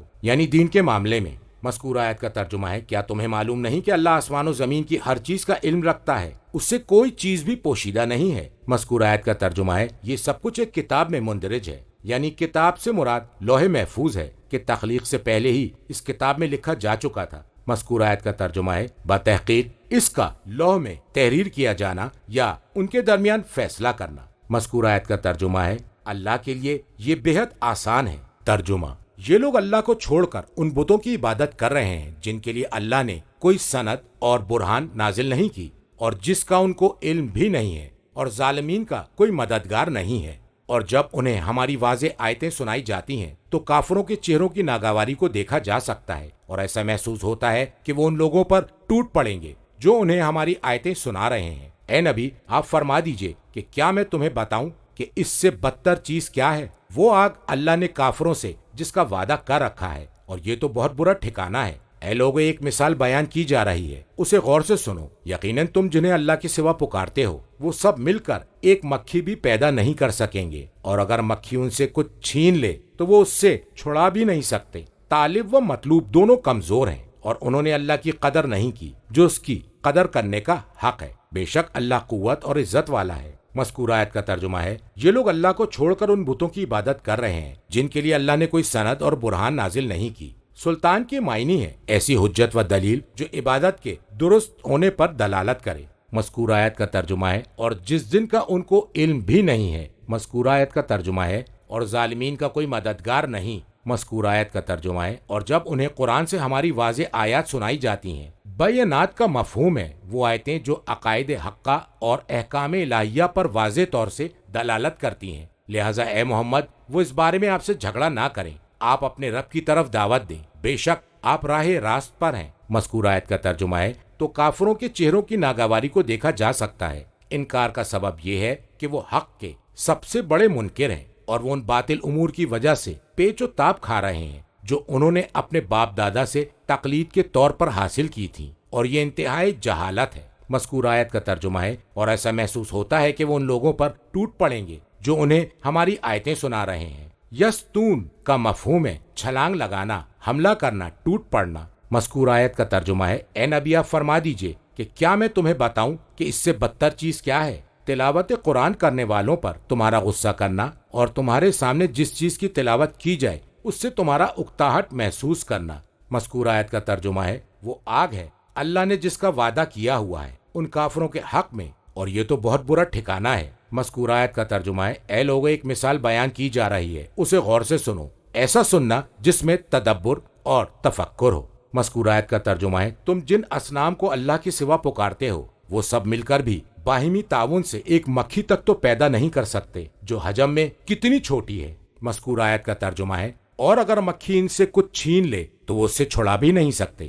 مذکور آیت کا ترجمہ ہے، طالب و مطلوب دونوں کتنے کمزور ہیں، تو پھر سوچو کہ وہ معبود کیسے ہو سکتے ہیں اور تمام مقرر کردہ اشیاء پر کیسے قادر ہو سکتے ہیں۔ کتاب کافی میں امام صادق علیہ السلام سے مروی ہے کہ قریش ان بتوں کو جو کعبے کے گرد رکھے ہوئے تھے مشک و عنبر سے آلودہ کر دیتے تھے۔ یغوث دروازے کے سامنے تھا، یعوق کعبے کے داہنی طرف تھا، اور نصر کعبے کے بائیں طرف تھا، اور وہ جب بھی داخل ہوتے تو یغوث کے سامنے جھکتے نہیں تھے بلکہ سجدہ کرتے تھے، پھر یعوق کی طرف اپنا رخ موڑ لیتے تھے، پھر وہ اپنے بائیں جانب نصر کی طرف مڑتے تھے، پھر وہ تلبیہ پڑھتے تھے اور کہتے تھے۔ مذکورہ عربی کا ترجمہ ہے، حاضر ہوں اے اللہ، حاضر ہوں، حاضر ہوں، تیرا کوئی شریک نہیں مگر ایک شریک ہے، وہ تیرا ہے، تو اس کا مالک ہے اور دو مالک نہیں۔ امام علیہ السلام نے فرمایا کہ اللہ نے 4 پروں والی سبز مکھی بھیجی تو اس نے تمام مشک و عنبر کو کھا لیا اور کچھ بھی نہ چھوڑا، تو اس وقت اللہ تعالیٰ نے یہ آیت نازل فرمائی۔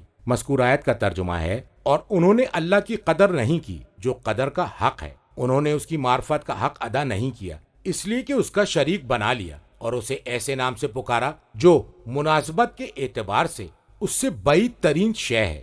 اور اس بارے میں حدیث سورہ انعام کی آیت نمبر 91 کے ذیل میں بیان کی جا چکی ہے، اور دوسری حدیث انشاءاللہ تعالی سورہ زمر کی آیت نمبر 67 کے ذیل میں بیان کی جائے گی۔ مذکور آیت کا ترجمہ ہے، بے شک اللہ قوت اور عزت والا ہے، اس پر کوئی شے غالب نہیں آ سکتی۔ ترجمہ، اللہ فرشتوں میں سے اور انسانوں میں سے کچھ پیغام رسا چن لیتا ہے، بے شک اللہ سمیع و بصیر ہے، وہ جانتا ہے جو کچھ ان کے سامنے اور جو کچھ ان کے پیچھے ہے، اور تمام امور اللہ ہی کی طرف لوٹائے جاتے ہیں۔ اے ایمان لانے والو، تم رکوع اور سجدہ کرو اور اپنے رب کی عبادت کرو اور امور خیر انجام دو تاکہ فلاح پا سکو، اور تم جہاد کرو اللہ کی راہ میں جو جہاد کرنے کا حق ہے، اور اس نے تمہیں چن لیا ہے، اور اس نے دین میں تمہارے لیے کوئی تنگی نہیں رکھی۔ یہ تمہارے باپ ابراہیم علیہ السلام کی ملت ہے، اس سے پہلے اللہ نے تمہارا نام مسلمان رکھا تھا، اور اس قرآن میں بھی یہی تمہارا نام ہے تاکہ رسول تم پر گواہ رہے اور تم لوگوں پر شاہد ہو جاؤ۔ لہٰذا تم نماز قائم کرو اور زکوٰۃ دو اور اللہ کے دین کو مضبوطی سے تھامے رہو، وہی تمہارا مولا ہے، وہ بہت ہی اچھا مولا اور بہترین مددگار ہے۔ مذکورہ آیت کا ترجمہ ہے اللہ منتخب کر لیتا ہے فرشتوں میں سے کچھ پیغام رساں۔ مذکورہ آیت کے لفظ سے مراد سفرہ، ایسے فرشتے جو اللہ اور انبیاء کے درمیان وحی کے ذریعے واسطہ بنتے ہیں۔ تفسیر قمی میں ہے کہ وہ جبرائیل علیہ السلام، میکائیل علیہ السلام، اسرافیل علیہ السلام اور اسرائیل علیہ السلام ہیں۔ مذکورہ آیت کا ترجمہ ہے اور انسانوں میں سے بھی پیغام رساں منتخب کرتا ہے جو سب لوگوں کو حق کی جانب بلاتے ہیں اور ان پر جو کچھ نازل کیا جاتا ہے وہ ان لوگوں تک پہنچاتے ہیں۔ تفسیر قمی میں ہے کہ اس سے مراد انبیاء علیہم السلام اور اوصیاء علیہم السلام ہے۔ انبیاء میں حضرت نوح علیہ السلام، حضرت ابراہیم علیہ السلام، حضرت موسیٰ علیہ السلام، حضرت عیسیٰ علیہ السلام اور حضرت محمد مصطفیٰ صلی اللہ علیہ وآلہ وسلم ہے، اور ان 5 انبیاء کرام میں حضرت محمد مصطفیٰ صلی اللہ علیہ وآلہ وسلم اور اوصیاء میں حضرت علی علیہ السلام اور ائمہ کرام علیہم السلام ہیں۔ امام علیہ السلام نے فرمایا اس آیت کے بارے میں اس کے علاوہ بھی تعویل ہے۔ مذکورہ آیت کا ترجمہ ہے بے شک اللہ ہر بات کا سننے والا اور ہر چیز کا دیکھنے والا ہے۔ مذکورہ آیت کا ترجمہ ہے وہ جانتا ہے جو کچھ ان کے سامنے ہے اور جو کچھ ان کے پیچھے ہے، یعنی جو کچھ ہو چکا ہے وہ اسے بھی جانتا ہے اور جو کچھ واقع ہوگا وہ اس سے بھی واقف ہے۔ مذکورہ آیت کا ترجمہ ہے اور تمام امور اللہ ہی کی طرف لوٹائے جاتے ہیں۔ مذکورہ آیت کا ترجمہ ہے اے ایمان لانے والو، تم رکوع کرو، سجدہ کرو اور اپنے رب کی عبادت کرو ان تمام طریقوں سے جو عبادت کے لیے بتلائے گئے ہیں۔ مذکورہ آیت کا ترجمہ ہے اور امور خیر انجام دو تاکہ فلاح پا سکو۔ مذکورہ آیت کا ترجمہ ہے اور عبادت کے لیے خاص کر دو جو چیز بہتر اور درست ہو جو تم بجا لاؤ اور جسے تم ترک کرو، جیسے نوافل، طاعات، صلہ رحم اور مکارم اخلاق۔ مذکورہ آیت کا ترجمہ ہے تاکہ تم فلاح پا سکو۔ کتاب کافی میں امام صادق علیہ السلام سے مروی ہے کہ اللہ تعالیٰ نے ایمان کو بنی آدم کے اعضاء و جوارح پر فرض قرار دیا ہے اور ان پر تقسیم کر دیا ہے اور ان میں تفریق قائم کر دی ہے۔ چہرے پر سجدوں کو فرض قرار دیا ہے کہ وہ رات اور دن کو نماز کے اوقات میں یہ عمل انجام دے۔ فرمایا مذکورہ آیت کا ترجمہ ہے اور یہ ایک جامع فریضہ ہے چہرہ، ہاتھوں اور پیروں کے لیے۔ اور امام صادق علیہ السلام سے مروی ہے مذکورہ آیت کا ترجمہ ہے تمام خیر ایک گھر میں رکھ دیا گیا ہے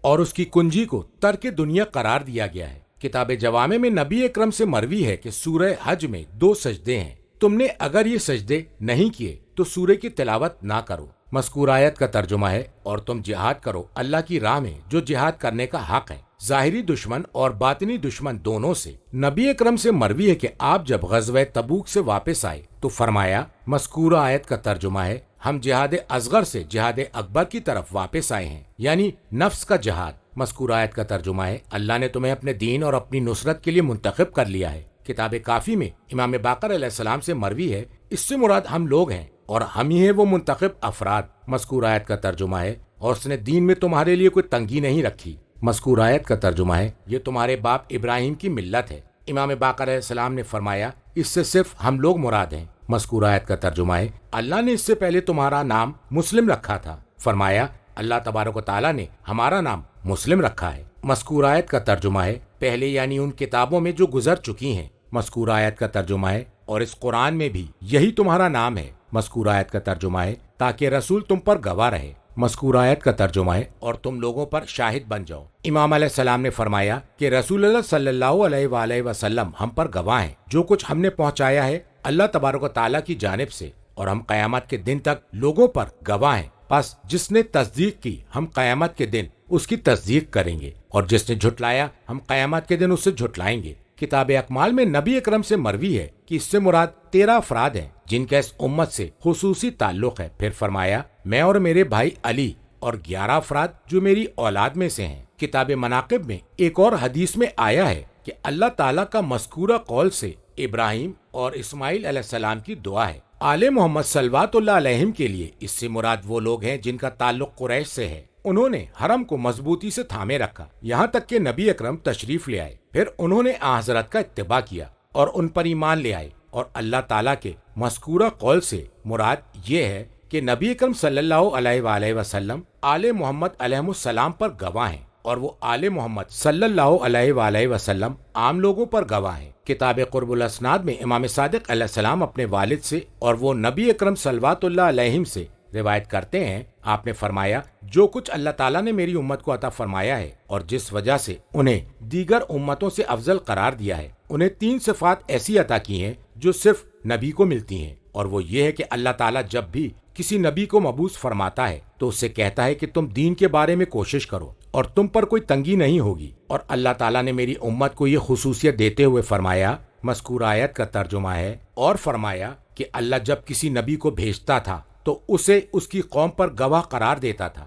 مذکور آیت کا ترجمہ ہے، وہ بہت ہی اچھا مولا اور بہترین مددگار ہے، اس لیے کہ ولایت اور نصرت میں کوئی اس جیسا نہیں، بلکہ حقیقت میں اس کے علاوہ نہ کوئی مولا ہے اور نہ کوئی نصیر ہے۔ کتاب ثواب الاعمال میں امام صادق علیہ السلام سے مروی ہے، فرمایا کہ جو بھی سورہ حج ہر 3 روز میں پڑھے گا تو 1 سال نہ گزرنے پائے گا کہ وہ حج بیت اللہ کے لیے روانہ ہو جائے گا، اور اگر سفر کے دوران اس کی موت واقع ہو گئی تو وہ جنت میں جائے گا۔ کہا گیا ہے کہ اگر وہ مخالف ہو تو فرمایا کہ وہ جس عالم میں ہوگا اس میں تخفیف کر دی جائے گی۔ مجموع البیان میں ایسی ہی روایت ہے، امام علیہ السلام کے قول دخل الجنت تک